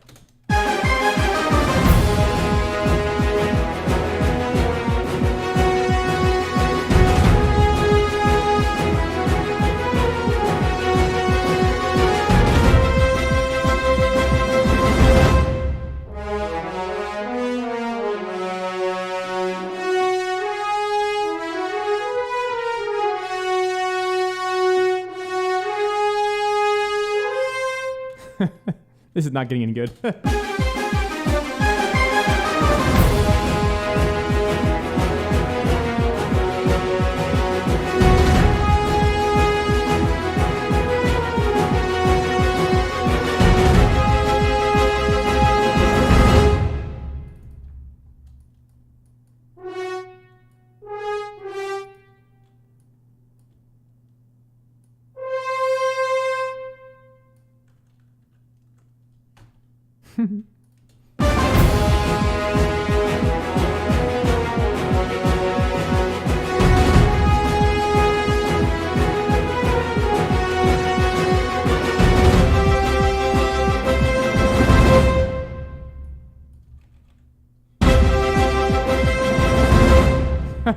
Is that plagiarism? I don't know. I've already forgotten the original.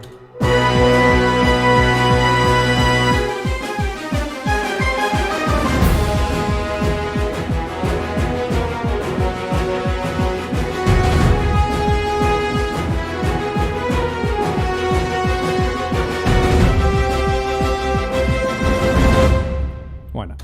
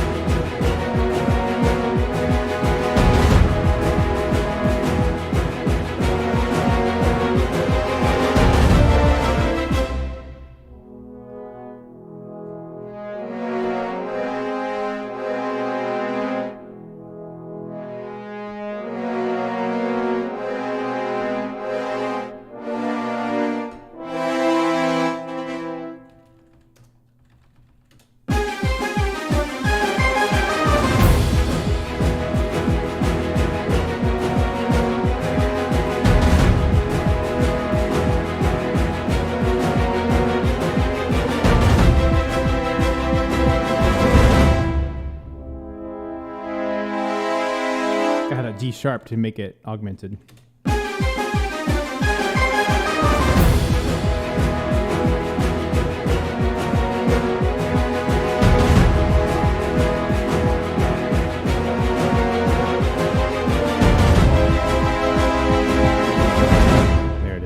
Now I can write a melody that fits that chord structure.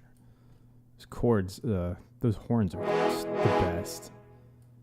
That Tom Holkenberg brass library is the coolest out there. It's just so freaking strong.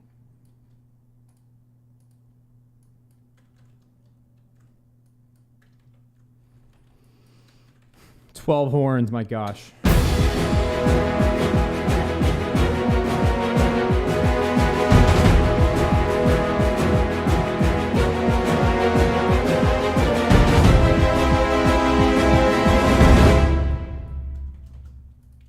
That's trailer music for you.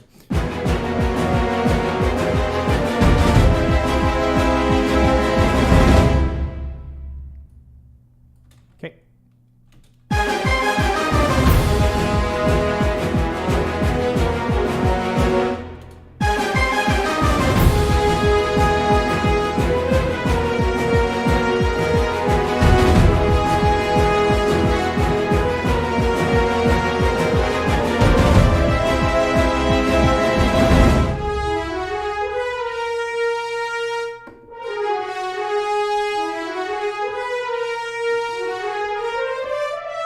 See, I don't have to copy it.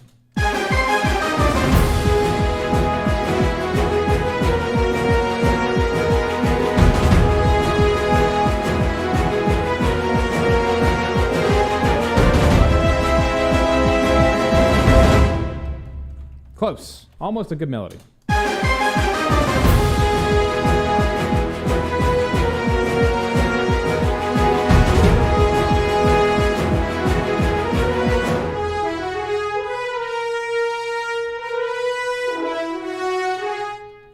Very heroic. That's the point.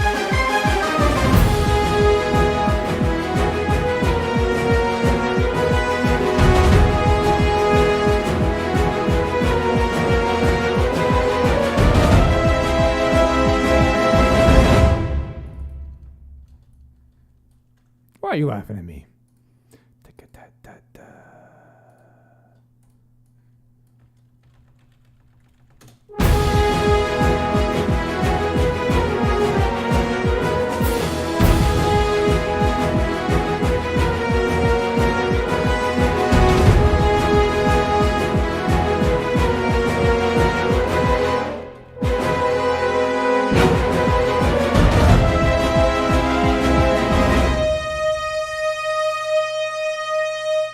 Jeez.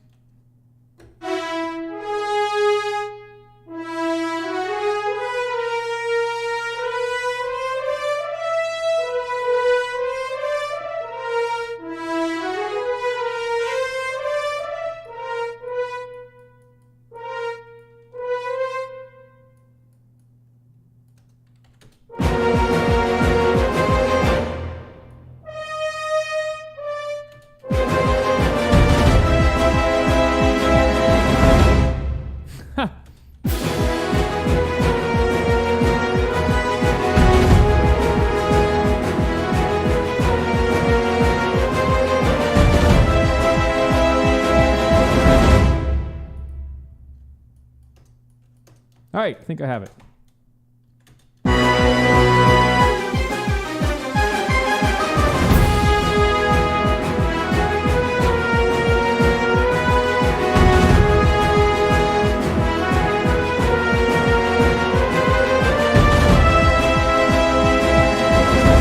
Just double with trumpets.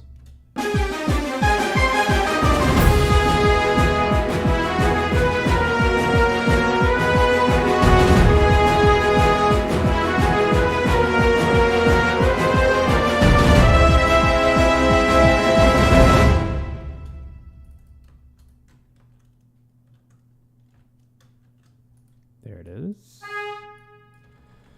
Whew, wish I had more time.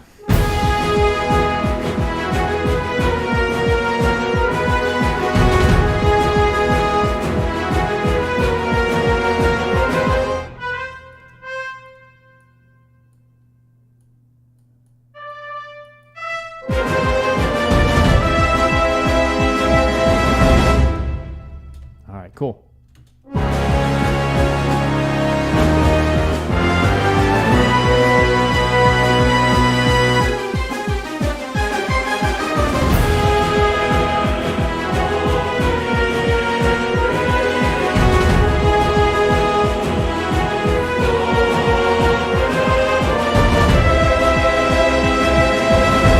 Gosh, that sounds so good at the end. Putting choir in that. Oh.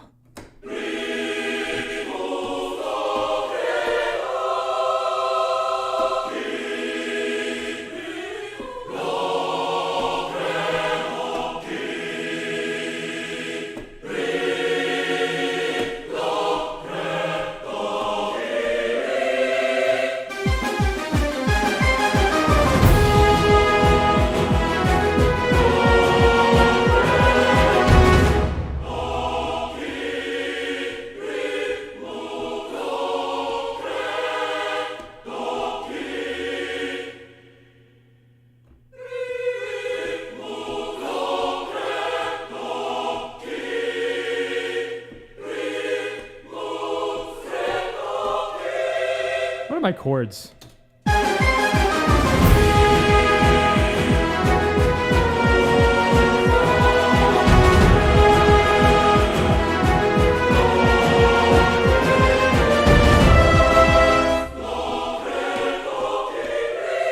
Jeez. Gosh, just a little bit of choir adds such epicness.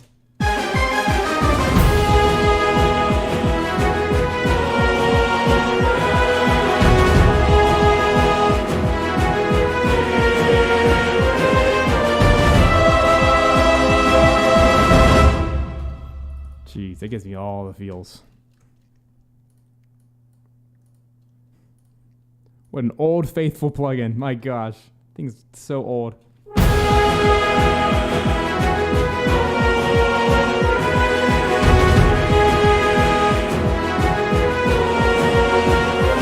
so what I was talking about earlier is gotta really clean these up.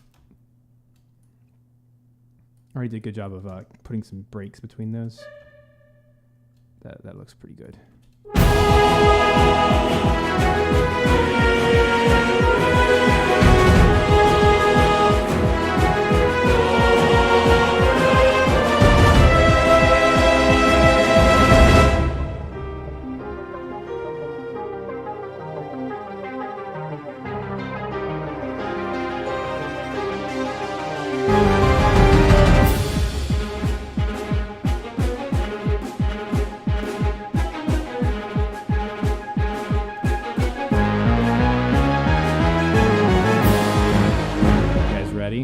Oof. Come on. We gotta finish this. Clean these tracks up real quick.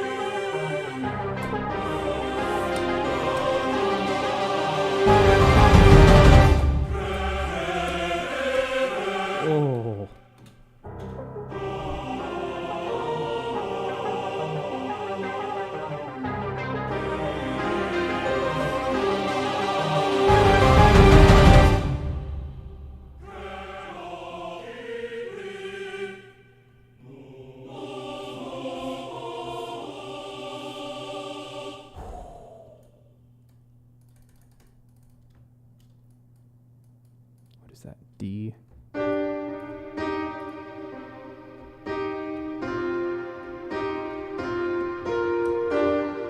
chordal harmony.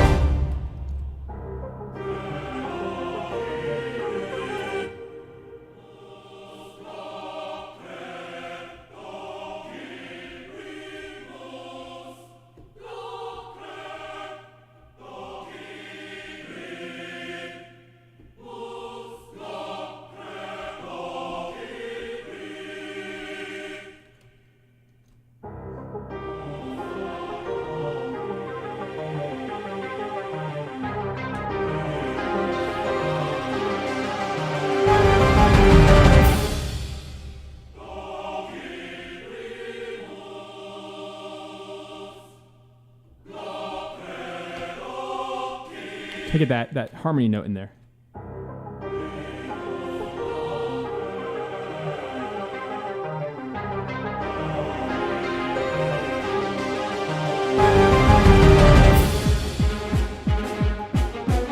Love that. It's like a very Final Fantasy VIII thing to do, to have that.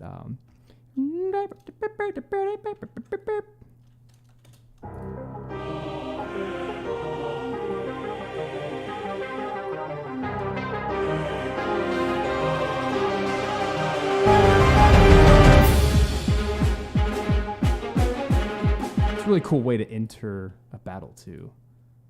An epic choir. Now let's do some slight 16th notes only.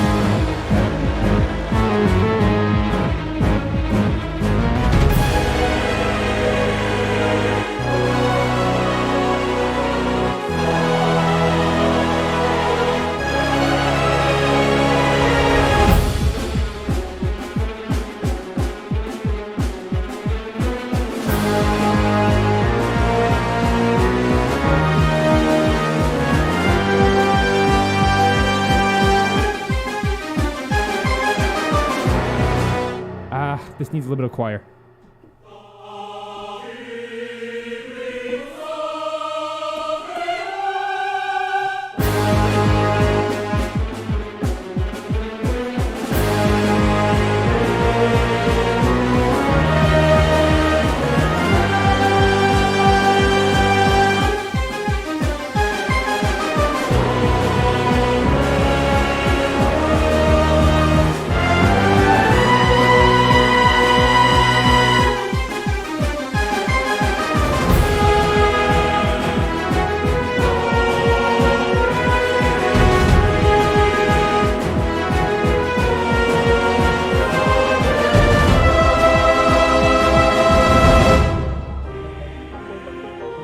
There it is.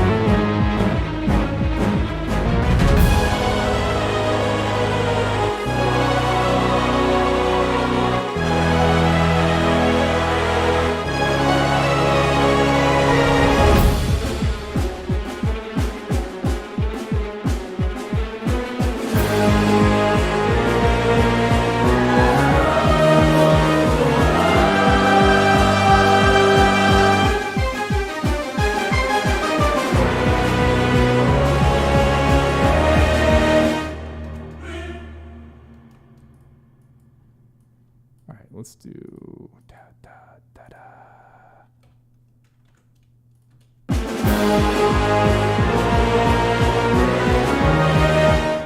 Gotta get this.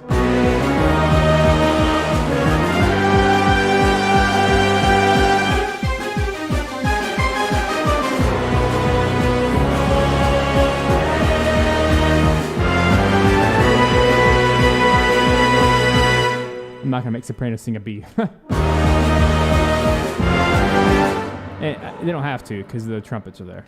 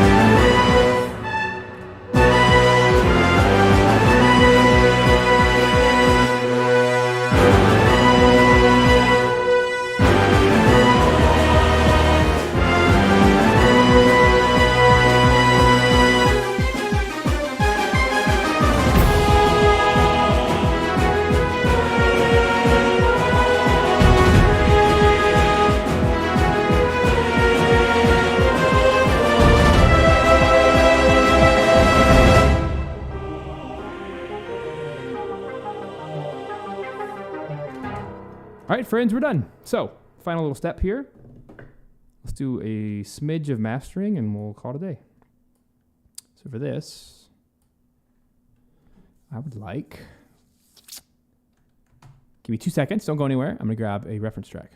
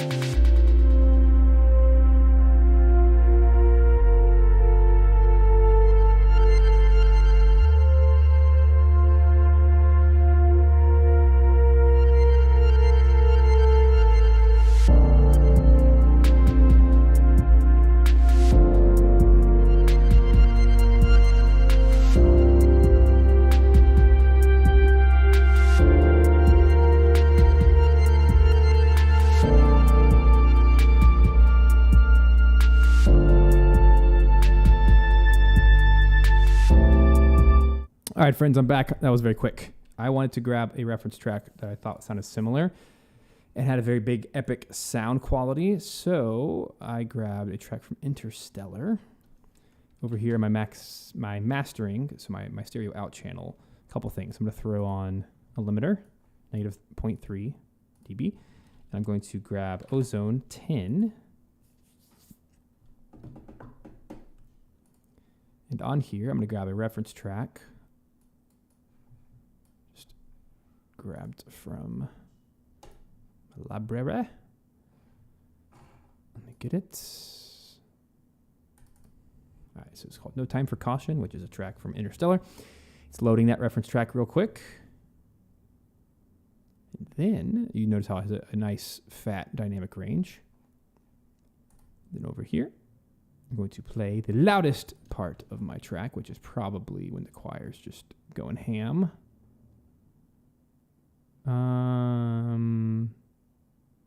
Where's my choir? Maybe like here. Oops, I forgot to do something. Something very important, actually. Before I master, I need to go to all of my tracks. First of all, let's see where our dB is. Loudest section.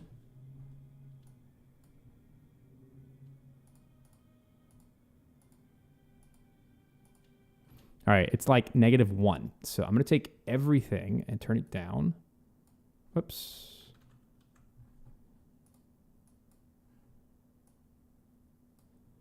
Okay, I'm going to use Q-Link. I'm going to turn everything down like 5 dB. Play again.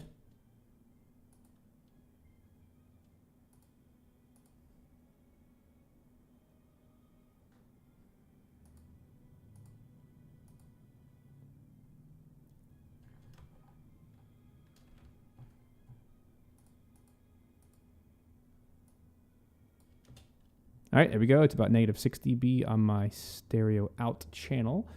So now I can do some mastering. I want to get it around -6 so that mastering will actually do something. So I have my reference track, right? Select all. Go over here. Now I'll go back to that loudest section.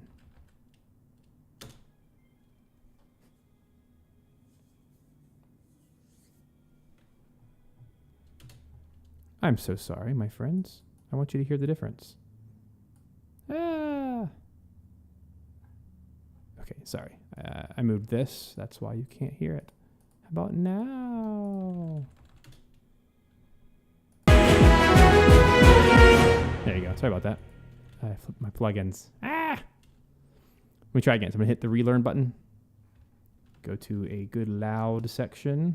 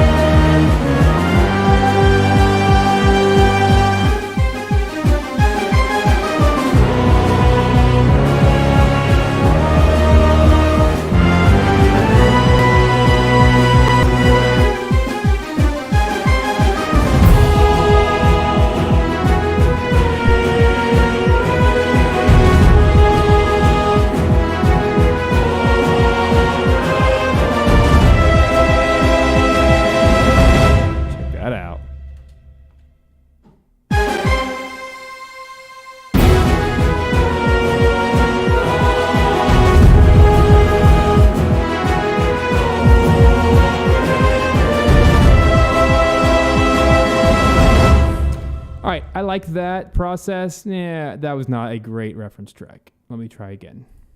Let me try something different. Because that just gave me way too much bass boominess instead of something actually useful. So let me grab some of the trailer tracks I've been using because this is clearly in that style, that big epic style. Give me a sec. And then we'll wrap this party up. Wrap it up for the year. We're gonna wrap it up for the year 2022. Let me try a different track. All right, so this is a trailer track. Just has a little bit more. And I'm not going to use the whole reference track. I'm only going to use like some sections.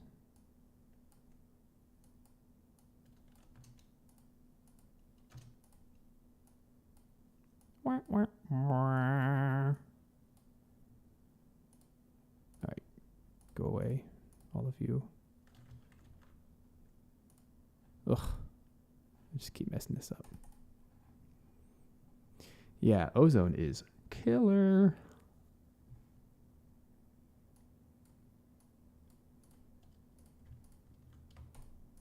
How do I select the most? I guess I can't select multiples of you, so I'll just do that. There we go.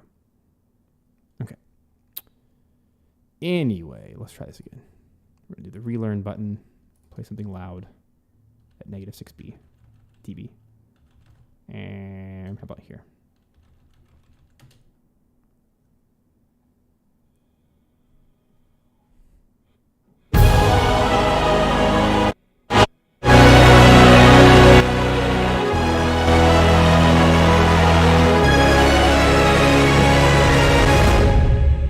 Crispy. -20. What in the heck? All right, there we go.